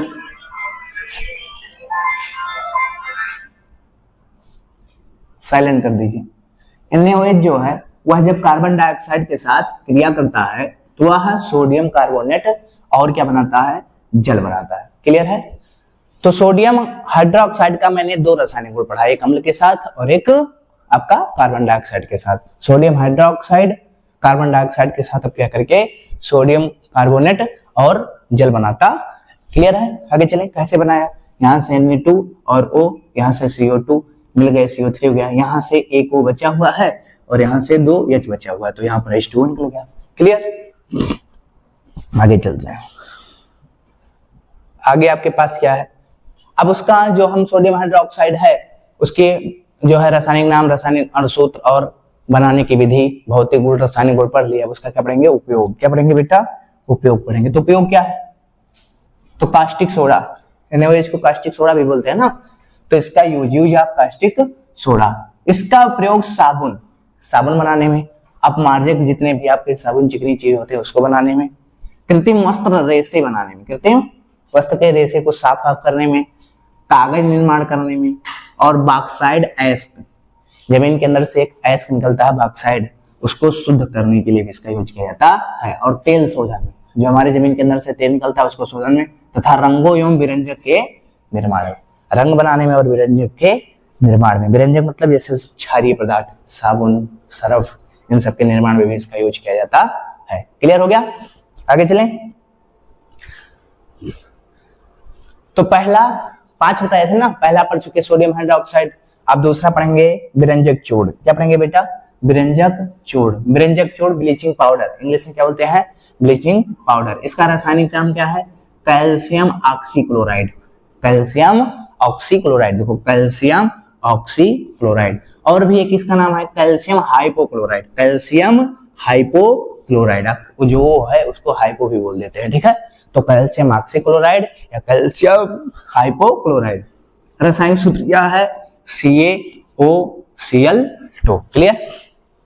बनाने की विधि, तो जो हमारा CaOCl2 है कैल्शियम ऑक्सीक्लोराइड, उसे बनाते कैसे हैं? तो इसे शुष्क बुझा हुआ चूना, शुष्क बुझा हुआ चूना, देखो शुष्क बुझा हुआ चूना ये है CaOH का होल ट्वाइज। शुष्क बुझे हुए चूने पर क्लोरीन गैस प्रवाहित करो। इसके ऊपर क्या प्रवाहित करो? Chlorine gas. क्या प्रवाहित करो बेटा? क्लोरीन गैस प्रवाहित करोगे तो क्या बनेगा? CaOCl2। CaOCl2 मतलब क्या? विरंजक चूड़ बनेगा। क्लियर है? विरंजक चूड़ और जल बनता है। तो इस प्रकार से हमारे विरंजक चूड़ की बनाई जाती है। क्लियर है? अब आप सोचेंगे कि गुरुजी ने यहाँ पे बताया था कि यह साधारण नमक से बनता है, तो हम इसके पहले जो पढ़े वहां पर क्लोरीन गैस साधारण नमक से, आप देख लीजिए, यहां देखिए, ये इधर देख लीजिए, इधर जब हम NaCl में पानी मिलाते थे तो क्लोरीन गैस बनता था ना, तो इस क्लोरीन गैस का यूज वहां करते हैं। इस क्लोरीन गैस का यूज ही यहाँ पर किया जाता है। इस प्रकार से हम कह सकते हैं कि विरंजक चूड़ को बनाने में किसका योगदान है? कहीं ना कहीं किसका योगदान है? NaCl का। किसका योगदान है बेटा? विरंजक चूड़ बनाने में किसका योगदान है? कहीं ना कहीं किसका योगदान है? NaCl का, साधारण नमक का, क्योंकि साधारण नमक से ही क्या प्राप्त हुआ? Cl2। और उस Cl2 का यूज जब हम उसको किसके ऊपर प्रवाहित किए? CaOH का होल ट्वाइज, कैल्शियम हाइड्रोक्साइड के ऊपर प्रवाहित किए, तो हमको कैल्शियम ऑक्सीक्लोराइड और जल प्राप्त हुआ। कैसे प्राप्त हुआ? यहाँ से Ca और एक O और Cl2 एक साथ हो गए, तो यहाँ पर एक OH2 बचा, ये बाहर निकल गया। क्लियर? आगे चलते हैं। अब इसके बनाने की विधि पढ़ ले। गुणधर्म पढ़ेंगे। गुणधर्म दो होते हैं, भौतिक और एक रासायनिक। तो भौतिक पहले देखेंगे। भौतिक गुण क्या है? फिजिकल प्रॉपर्टीज क्या है? क्या है? एक सफेद पीली रंग का चूड़ होता है। जो हमारा विरंजक चूड़ होता है वह सफेद रंग का, पीली रंग का और सफेद पीली रंग का, सफेद तो थोड़ा पीला रख के सफेद कलर का जो है चूड़ होता है। इसमें क्लोरीन की तीव्र गंध होती है। इसमें क्या होती है? क्योंकि क्लोरीन उसमें पाया जाता है, तो क्लोरीन की तीव्र गंध होती है। इसमें जल में विलयता दृश्यमान होता है। इसमें जल की विलयता भी दिखाई देती है, ठीक है। इसकी जल में विलयता भी दिखाई देती है, जल में विलय होता है। क्लियर? नेक्स्ट देखेंगे इसका रासायनिक गुण। क्या देखेंगे बेटा? इसका रासायनिक गुण देखेंगे। तो हम इसका जो है भौतिक गुण पढ़ चुके हैं, अब क्या पढ़ेंगे? रासायनिक गुण पढ़ेंगे, ठीक है। तो रासायनिक गुण में आप देखेंगे जो है पहला उष्मा का प्रभाव। इसके ऊपर क्या करता है? उष्मा का प्रभाव करता है। कैसे? क्योंकि क्लोरीन युक्त उत्पाद की उपस्थिति में गर्म करने पर यह अपघटित हो जाता है। जब इसे आप उष्मा देंगे तो ये क्या हो जाएगा? अपघटित हो जाएगा तथा ऑक्सीजन गैस को मुक्त करता है। यहाँ देखिए CaOCl2 है, इसे आप क्या कर दिए? गर्म कर दिए, तो क्या बनेगा? CaCl2 और ऑक्सीजन गैस निकलेगी। तो देखो ऑक्सीजन गैस क्या कर दिया? मुक्त कर दिया। तो एक प्रकार की क्या है? रासायनिक गुण है इसका, ठीक है।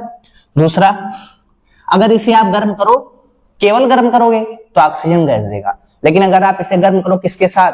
क्लोरीन गैस मुक्त करेगा। अगर इसे आप किसके साथ गर्म करेंगे? जल के साथ, ठीक है। तो अब की बार CaOCl2 को किसके साथ गर्म कर रहा है? जल के साथ। तो ये क्या दे रहा है? Cl2 गैस निकाल रहा है। क्या निकल रहा है? Cl2 gas. क्लियर है? तो आपके एग्जाम में पूछता है कि जो है आपका विरंजक चूड़ को जल के साथ गर्म करने पर क्या होता है, तो आप बताएंगे विरंजक चूड़ को जल के साथ गर्म करने पर क्लोरीन गैस और कैल्शियम हाइड्रोक्साइड प्राप्त होता है। क्लियर? तो इसका क्या है? रासायनिक गुण है।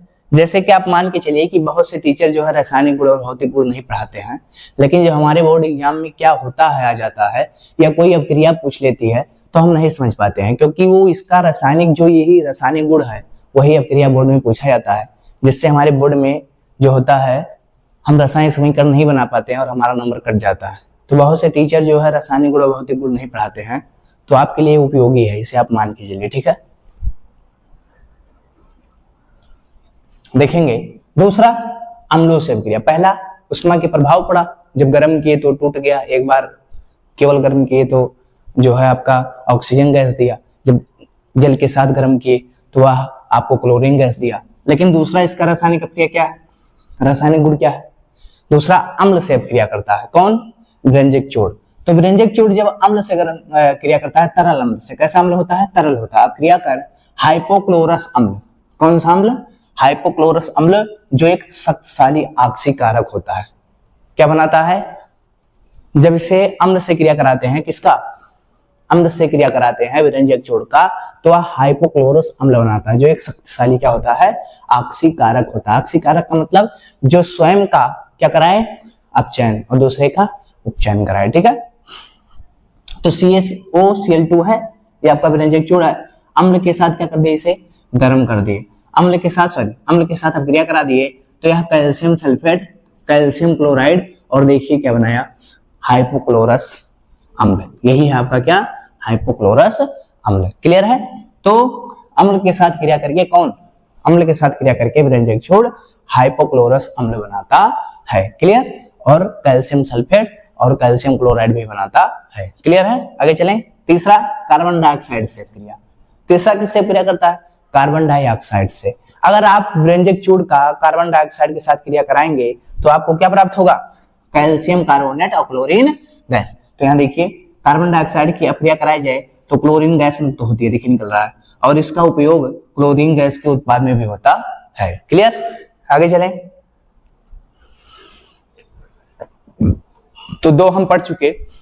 तीसरा जो हमारा साधारण नमक से बनता है, बेकिंग सोडा, खाने का सोडा। क्लियर है। तो इसे हम पकौड़ी बनाने में, भोजन को जल्दी पकने में, कई चीजों में यूज होता है इसका। पकौड़ी को थोड़ा कड़क बनाने के लिए और आपका खाने को जल्दी पकने के लिए बेकिंग सोडा का यूज किया जाता है, जिसे खाने का सोडा बोला जाता है। क्लियर है। देखते हैं इसका रासायनिक नाम क्या है, सोडियम बाइकार्बोनेट। सोडियम बाइकार्बोनेट या सोडियम हाइड्रोजन कार्बोनेट, दोनों नाम है इसका। ठीक है। हाइड्रोजन को बाई भी बोला जाता है। बनाने की विधि, सोडियम कार्बोनेट अब बनेगा कैसे, तो सोडियम कार्बोनेट के जलीय विलयन में, सोडियम कार्बोनेट के जलीय विलयन में कार्बन डाइऑक्साइड गैस प्रवाहित करने पर आप ले लो किसको, सोडियम कार्बोनेट को ले लो। किसको ले लो। अब कहोगे गुरुजी कि इसमें साधारण नमक कहाँ आया, तो ये जो सोडियम कार्बोनेट है यह साधारण नमक से ही बना हुआ है। क्लियर। तो सोडियम कार्बोनेट के को जल में मिला लो, उसके बाद उसमें क्या प्रवाहित करो, कार्बन डाइऑक्साइड, तो आपका क्या बनेगा, सोडियम बाइकार्बोनेट। क्या बनेगा, सोडियम बाइकार्बोनेट। क्लियर है ना। तो आपका सोडियम बाइकार्बोनेट का निर्माण हो गया। कैसे हुआ, यहां से दो एन एच कितने हैं, दो एच हो गए, सी कितना है, दो, एक यहाँ और एक यहाँ, यहाँ भी सी कितना है, दो, ऑक्सीजन कितना है, 3 दूनी 6, दो यहाँ और एक यहाँ, 3 और 3 6। क्लियर है। तो आपका ये सोडियम बाइकार्बोनेट बनके तैयार हो गया है। इस तरह से आपका सोडियम बाइकार्बोनेट बनता है। क्लियर। आगे चलें। गुण धारण। तो दो गुण पढ़ेंगे, एक पहला भौतिक गुण और दूसरा रासायनिक गुण। क्लियर है। तो भौतिक गुण क्या है, सोडियम बाइकार्बोनेट श्वेत क्रिस्टलीय ठोस होता है। क्या होता है, श्वेत रंग का क्रिस्टलीय ठोस होता है, जो जल में अल्प विलय होता है। इसे अगर आप पानी में डालोगे तो बहुत थोड़ा मिलता, पानी से बहुत थोड़ा मिलता है, अच्छे से नहीं घुलता है। ठीक है। इसका स्वाद क्षारीय होता है। इसका स्वाद क्या होता है, क्षारीय होता है। ठीक है। रासायनिक गुण पढ़ चुके हैं आप, भौतिक गुण रासायनिक गुण। अच्छा ठीक है, भौतिक गुण पढ़ लिए। अब पढ़ेंगे आप इसका क्या, रासायनिक गुण। क्या पढ़ेंगे, रासायनिक गुण, केमिकल प्रॉपर्टीज। तो पहला उष्मा का प्रभाव, पहला गर्म करेंगे तो क्या होगा, गर्म करेंगे इसको तो आपसे परीक्षा में एग्जाम में पूछेगा कि सोडियम या चाहे पूछ लेगा खाने के सोडा को गर्म करने पर क्या होता है। ठीक है। तो अगर खाने के सोडा को, सोडियम बाइकार्बोनेट को आप गर्म करोगे तो गर्म करने पर यह अपघटित हो जाता है, मतलब क्या हो जाता है, टूट जाता है। अपघटित मतलब टूट जाएगा सोडियम कार्बोनेट में। किसमें टूटेगा बेटा, सोडियम कार्बोनेट में, जल में, और कार्बन डाइऑक्साइड गैस में टूट जाता है। क्लियर। तो पहला इसका ये रासायनिक गुण है।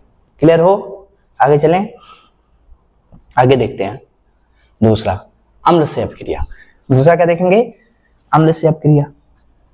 तो जो आपका सोडियम बाइकार्बोनेट है या चाहे आप बोलो धोने का सोडा है, सॉरी खाने का सोडा है, उसे जब आप अम्ल से क्रिया कराओगे तो जल बनाता है। क्या बनाता है, जल बनाता है, कार्बन डाइऑक्साइड गैस उत्सर्जित करता है। देखिए यहाँ आपका सोडियम बाइकार्बोनेट है, वह अम्ल से क्रिया कर रहा है, जल बना रहा है और कार्बन डाइऑक्साइड भी निकाल रहा है और साथ ही साथ साधारण नमक बना रहा है। क्लियर।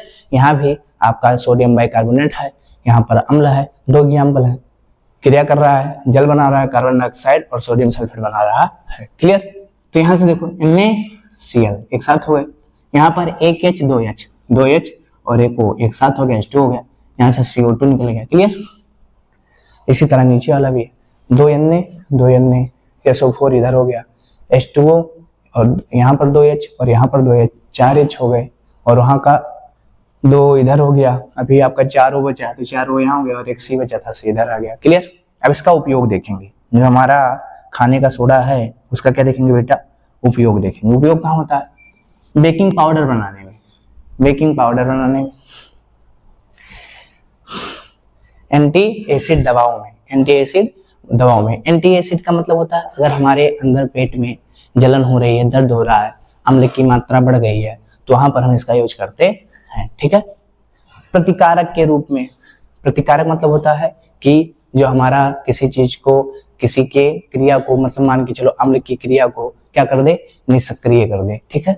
प्रयोगशाला में अभिकर्मक के रूप में। तो ये आपका क्या है, इसका उपयोग है। आगे चलते हैं। तो 3 खत्म हो गया। चौथा क्या है, धमन सोडा। चौथा क्या है, धमन सोडा, धोने का सोडा, जिसे हम धोने के यूज में करते हैं। इसका कपड़ा धोने, अन्य चीजों को धोने के लिए, मशीन के पुर्जों को, हर कई चीजों को धोने के लिए हम इसका यूज करते हैं। तो इसका रासायनिक नाम क्या है, सोडियम कार्बोनेट डेकाहाइड्रेट। इसका नाम क्या है, सोडियम कार्बोनेट। देखो सोडियम कार्बोनेट डेका, 10 माने डेकाहाइड्रेट।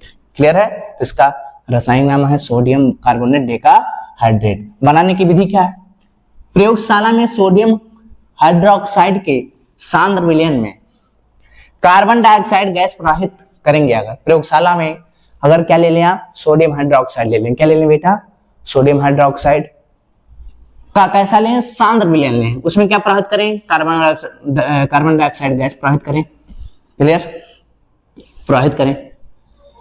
तो करने पर सोडियम कार्बोनेट क्या बनता है, सोडियम कार्बोनेट बनता है, का विलयन प्राप्त होता है, जो वाष्पन पर, मतलब फिर इसे आप जल के वाष्प से क्रिया कराएंगे तो सोडियम कार्बोनेट के क्रिस्टल देता है। सोडियम कार्बोनेट का क्रिस्टल मतलब क्या, सोडियम कार्बोनेट के साथ जल के कुछ क्या होंगे, क्रिस्टल होंगे। जल के क्या होंगे, कुछ उसमें निश्चित अणु होंगे। ठीक है। तो सोडियम हाइड्रोक्साइड में क्या प्राप्त किया, कार्बन डाइऑक्साइड गैस, क्या प्राप्त हुआ, सोडियम कार्बोनेट और जल प्राप्त हुआ। इस सोडियम कार्बोनेट का वाष्पन कराए, वाष्पन कराने से क्या प्राप्त हुआ, सोडियम कार्बोनेट के कुछ क्रिस्टल, जिसमें जल के कुछ निश्चित अणु हैं। कितने अणु, 10। क्लियर है। तो इसका वाष्पन कराए 10 अणु के साथ। क्लियर। तो यहाँ पर आपको क्या प्राप्त हुआ, सोडियम कार्बोनेट डेकाहाइड्रेट। क्लियर है, बन गया आपका धवन सोडा।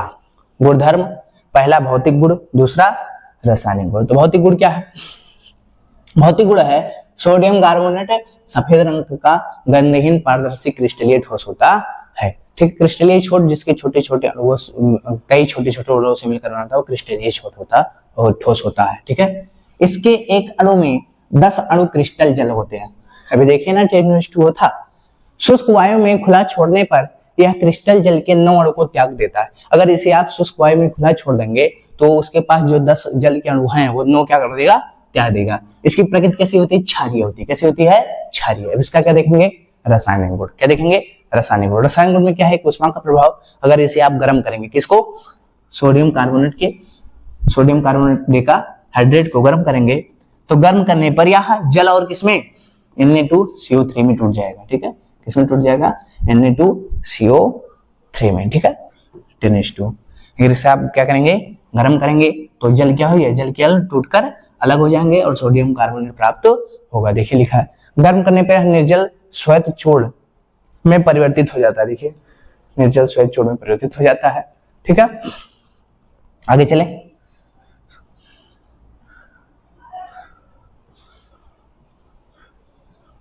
आगे क्या है दूसरा, किससे क्रिया कर रहा है बेटा, दूसरा आपका क्रिया कर रहा है कार्बन डाइऑक्साइड से क्रिया, किसका, सोडियम कार्बोनेट का, किसका, सोडियम कार्बोनेट का, ठीक है। किसके साथ क्रिया, कार्बन डाइऑक्साइड के साथ क्रिया। तो ये क्या है, ये सूखा है, क्या है, सूखा आपका धवन सोडा है, ठीक है। तो सूखे धवन सोडा का किसके साथ क्रिया, कार्बन डाइऑक्साइड का, किसके उपस्थिति में, जल के साथ, क्या बनेगा, सोडियम हाइड्रोजन कार्बोनेट या सोडियम बाइकार्बोनेट। तीसरा क्या है, जल से क्रिया, यह जल अवशोषित होकर, अगर आप इसका जल से क्रिया कराएंगे तो यह जल को क्या कर लेगा, अवशोषित होकर क्षारीय विलयन बनाता है, ठीक है। देखिए इसका अगर जल के साथ क्रिया करा रहे हैं तो यह क्या कर रहा है, NaOH बना रहा है, क्या बना रहा है, NaOH, सोडियम हाइड्रोक्साइड और H2 कार्बोनेट, हाइड्रोजन कार्बोनेट बना रहा है, क्लियर। चौथा, बुझे चूने से क्रिया, अगर आप इसका क्रिया किसके साथ कराएंगे, किसका, धवन सोडे का, सूखे धवन सोडे का, अगर किसके साथ क्रिया कराएंगे, कैल्शियम हाइड्रोक्साइड, बुझे हुआ चूना, बुझा हुआ चूने के साथ क्रिया कराएंगे तो आपका प्राप्त होगा सोडियम हाइड्रोक्साइड और कैल्शियम कार्बोनेट। तो आपका एग्जाम में पूछ लेता कभी कभी कि आपका जो धवन सोडा है उसका बुझे चूने के साथ क्रिया कराने पर क्या प्राप्त होता है, तो आप बताएंगे कि धवन सोडा का कैल्शियम हाइड्रोक्साइड बुझे हुए चूने से क्रिया कराने पर सोडियम हाइड्रोक्साइड और कैल्शियम कार्बोनेट प्राप्त होता है। आगे चलते हैं, उपयोग। देखिए रासायनिक गुण को थोड़ा सा ध्यान रखिएगा, उसे कई बार प्रैक्टिस कीजिएगा तो आपको धीरे धीरे वो याद कर लीजिएगा जाएगा, और जब इंटर में पहुंचेंगे तो कैसे बनता आपको क्लियर हो जाएगा, ठीक है। उपयोग क्या है, उपयोग में देखेंगे कि इसका उपयोग जो है घरों में साफ सफाई के लिए किया जाता है, घरों की साफ सफाई में इसका उपयोग साबुन, कपड़ा, पेपर आदि बनाने में भी होता है। जल की अस्थायी कठोरता दूर करने में के काम आता है, ठीक है। कास्टिक सोडा या सोडियम बाइकार्बोनेट बनाने में काम आता है, अभी देखे हैं NaOH भी बना है इससे, और सोडियम NaCO3 भी बना है, ठीक है। और आग बुझाने में भी इसका यूज होता है। आगे चलें, पांचवा क्या है, प्लास्टर ऑफ पेरिस। पांचवा हमारे पास क्या है बेटा, plaster of Paris, plaster of Paris. इसका रासायनिक नाम क्या है, कैल्शियम सल्फेट हेमीहाइड्रेट। क्या नाम है, कैल्शियम सल्फेट हेमीहाइड्रेट, क्लियर हो। कैल्शियम सल्फेट, आधे को क्या बोलते हैं, हेमी, क्या बोलते हैं, हेमी, हेमीहाइड्रेट। समान नाम क्या है, प्लास्टर ऑफ पेरिस। बनाने की विधि क्या है, जब कैल्शियम सल्फेट डाइहाइड्रेट को, कैल्शियम सल्फेट डाइहाइड्रेट मतलब दो हाइड्रोजन उसके साथ रहे, डाइहाइड्रेट अर्थात जिप्सम, अर्थात जिप्सम, जिप्सम का रासायनिक नाम क्या है, कैल्शियम सल्फेट डाइहाइड्रेट को जब कितना गर्म करते हैं, 120 डिग्री सेंटीग्रेड, कितना गर्म करते हैं, 120 डिग्री सेंटीग्रेड ताप पर गर्म किया जाता है, तो निर्जलीकरण के द्वारा, निर्जलीकरण मतलब उसमें से जल बाहर निकलता है और प्लास्टर ऑफ पेरिस का निर्माण होता है। देखिए आपका ये क्या है, कैल्शियम सल्फेट डाइहाइड्रेट, इसका नाम क्या है, जिप्सम। इसे जब 120 डिग्री सेंटीग्रेड पे गर्म करेंगे तो क्या बनाएगा, इसका जो निर्जलीकरण होगा, देखो दो जल के अणु थे ना, तो 1.5 3/2 आपका 3 भाग जल क्या हो गया, बाहर निकल गया, ठीक है। 3 भाग जल क्या हो गया, बाहर निकल गया, और केवल आधा भाग जल बचा, ठीक है। एक हिस्से का आधा भाग, ठीक है। 2 हिस्से में से 3 हिस्सा बाहर निकल गया और केवल एक हिस्सा जल बचा हुआ है, क्लियर है। तो निर्जलीकरण हुआ, और यही क्या है आपका, यही आपका प्लास्टर ऑफ पेरिस है, यही आपका क्या है, प्लास्टर ऑफ पेरिस। आगे चलें, जिसका यूज, जिसे हम पीओपी बोलते हैं गांव में, जिसे क्या बोलते हैं, पीओपी, क्या बोलते हैं, POP, plaster of Paris, plaster of Paris. ये हाथ टूटने में, घर को बनाने में, हर जगह यूज होता है, मूर्तियां बनाने में इसका यूज किया जाता है। भौतिक गुण, यह सफेद रंग का चूर्ण होता है, देखे ही होंगे आप, जो जल में अविलय होता है, इसे पानी में नहीं मिला सकते हैं। रासायनिक गुण क्या है, प्लास्टर ऑफ पेरिस का रासायनिक गुण नम्र है। एक उष्मा, अगर आप इसे दोगे तो क्या होगा, अगर इसे आप उष्मा दोगे, अगर इसे आप क्या दोगे, उष्मा, देखो गर्म क्योंकि, तो ये जो ये जल के अणु हैं टूट के क्या हो जाएंगे, बाहर निकल जाएंगे। तो ये कैल्शियम सल्फेट डाइहाइड्रेट या कैल्शियम सल्फेट अर्धहाइड्रेट, दोनों को 120 डिग्री सेंटीग्रेड से अधिक ताप पर गर्म करोगे तो यह निर्जलीय प्लास्टर प्राप्त होता है। इसे मृतिक जलीय प्लास्टर भी कहते हैं। मृतक जलीय मतलब इसमें से जल क्या हो गया, निकल गया, ये मृत, इसमें से जो जल है वो निकल गया तो मृत जलीय हो गया, क्या हो गया, मृत जलीय। तो हमको कैसा प्लास्टर ऑफ पेरिस मिला, मृत जलीय प्लास्टर। कैसा मिला? मृत जलीय प्लास्टर ऑफ पेरिस मिला। ठीक है, अगर इसे आप और गर्म करोगे 200 डिग्री से 120 डिग्री सेंटीग्रेड से ज्यादा गर्म करोगे, मतलब 400 डिग्री सेंटीग्रेड से, तो अधिक ताप पर गर्म करने पर कैल्शियम सल्फेट, अब केवल यही बचा है। अब इसको और अधिक गर्म कर रहे हो 400 डिग्री सेंटीग्रेड, 400 डिग्री सेंटीग्रेड पे गर्म कर रहे हो, तो कैल्शियम सल्फेट का अपघटन हो जाता है, जिसके फलस्वरूप कैल्शियम ऑक्साइड प्राप्त होता है। ठीक है, तथा SO2 सल्फर ऑक्साइड और ऑक्सीजन गैस प्राप्त होता है। तो इसे 400 डिग्री सेंटीग्रेड पे गर्म कर दिए तो देखो कैल्शियम ऑक्साइड प्राप्त हुआ। क्या प्राप्त हुआ? कैल्शियम ऑक्साइड, सल्फर डाइऑक्साइड और ऑक्सीजन गैस प्राप्त हुआ। अगर आप कैल्शियम सल्फेट हाइड्रेट को या कैल्शियम सल्फेट अर्ध हाइड्रेट को 120 डिग्री सेंटीग्रेड पे गर्म करोगे तो कैल्शियम सल्फेट और जल बाहर निकल जाएगा, ये प्राप्त होगा। लेकिन अगर आप इसे 400 डिग्री सेंटीग्रेड तक गर्म करेंगे तो कैल्शियम ऑक्साइड, सल्फर डाइऑक्साइड और ऑक्सीजन गैस प्राप्त होगा। क्लियर है? तो यह इसका क्या है? भौतिक गुण है, भौतिक और रासायनिक गुण है। सॉरी, रासायनिक गुण कैसा है? उष्मा देने पर यह कौन सी रासायनिक क्रिया करता है? तो जल को बाहर निकाल देता है, और अधिक करेंगे तो calcium oxide, sulphur dioxide gas और आपका ऑक्सीजन गैस बनाएगा। ठीक है, दूसरा क्या है? जल से क्रिया। दूसरा इसका रासायनिक गुण क्या है? जल से क्रिया। इसकी जल से क्रिया कराने पर जिप्सम का निर्माण होता है। अगर आप इसे जल से क्रिया कराए, देखो हाफ H2O था और 3/2 H2O से इसमें क्या करा दिए? क्रिया करा दिए। ठीक है, तो 3/2 और 1/2 और 3/2 मिल गया तो 4/2 बचा। 4/2 नीचे सेम है तो 1 हो जाएगा, 3 1 4 हो गया, 2 दूनी 4। क्या बन गया? 2H2O। क्या बन गया? 2H2O। तो कैल्शियम सल्फेट हाफ H2O को, ये आपका जिप्सम है, अगर जल के साथ अक्रिया कराएंगे, ये प्लास्टर ऑफ पेरिस है, अगर जल के साथ अक्रिया कराएंगे तो क्या प्राप्त होगा? जिप्सम। ठीक है, क्या प्राप्त होगा? Gypsum, sodium sulphate dihydrate. Clear? अर्थात अगर 3 अणु से अक्रिया कराएंगे, एक अणु है, एक अणु को भी प्लास्टर ऑफ पेरिस मान लिया जाता है, और 3 अणु जल का मिलाएंगे तभी आपका जिप्सम प्राप्त होगा। ठीक है, प्लास्टर ऑफ पेरिस के जमने से आयतन में प्रसार होगा। अगर प्लास्टर ऑफ पेरिस को आप जमा दोगे तो उसका आयतन क्या हो जाएगा? बढ़ जाएगा। क्लियर है? आगे चलें। उपयोग, प्लास्टर ऑफ पेरिस का उपयोग निम्नलिखित है। नंबर 1, इसका उपयोग टूटी हुई हड्डियों को जोड़ने में। इसका उपयोग कहाँ होता है बेटा? इसका उपयोग टूटी हुई हड्डियों को जोड़ने के लिए, प्लास्टर चढ़ाने में। दूसरा, इसका उपयोग सजावटी सामान, मूर्ति खिलौना के निर्माण में किया जाता है। क्लियर है? बात आपको समझ में आ गई होगी। इसमें जो त्रुटियां होंगी उसे आप देख लीजिएगा, कमेंट कर दीजिएगा, क्योंकि पढ़ाने में थोड़ा बहुत इशू आ जाता है, भूल तो सबको जाता है। ठीक है, तो देखिए हमने इस लेसन को बहुत ही अच्छे से और बहुत ही सरलता से आपको पढ़ाया है, और इसमें जो भी आपको प्रॉब्लम होगा बताइएगा। आपके सामने जिस प्रकार का लिखा हुआ है, सेम ऐसे इंग्लिश और हिंदी में दोनों प्रकार से आपको नोट्स प्रदान किए जाएंगे, और आप इसे जो है डिस्क्रिप्शन में जा करके वहां से आप नोट्स पा सकते हैं। लेकिन नोट पाने के लिए आप जो है एक बार कमेंट कीजिएगा, तो आपके पास आपको डिस्क्रिप्शन में नोट्स दे दिए जाएंगे। ठीक है, तो देखिए जाते जाते हम आपको एक बात बताते जाते हैं कि कोई चीज जो है आप मोटिवेट होके एक दिन पढ़ेंगे तो उससे आपका जो है ग्रोथ नहीं होगा। बात समझ में कि नहीं? जैसे आपको मैं एक कहानी छोटा सा बताता हूँ। एक टीचर था, तो अपने स्टूडेंट से डेली एक ही बात कहता था। जब उससे कोई काम कहता अपने स्टूडेंट से, तो डेली उसे टाल देता, कहता कि जो है आज तबीयत खराब था, सर जी आज छोड़ दीजिए, आज मन नहीं है, आज मत मारिए।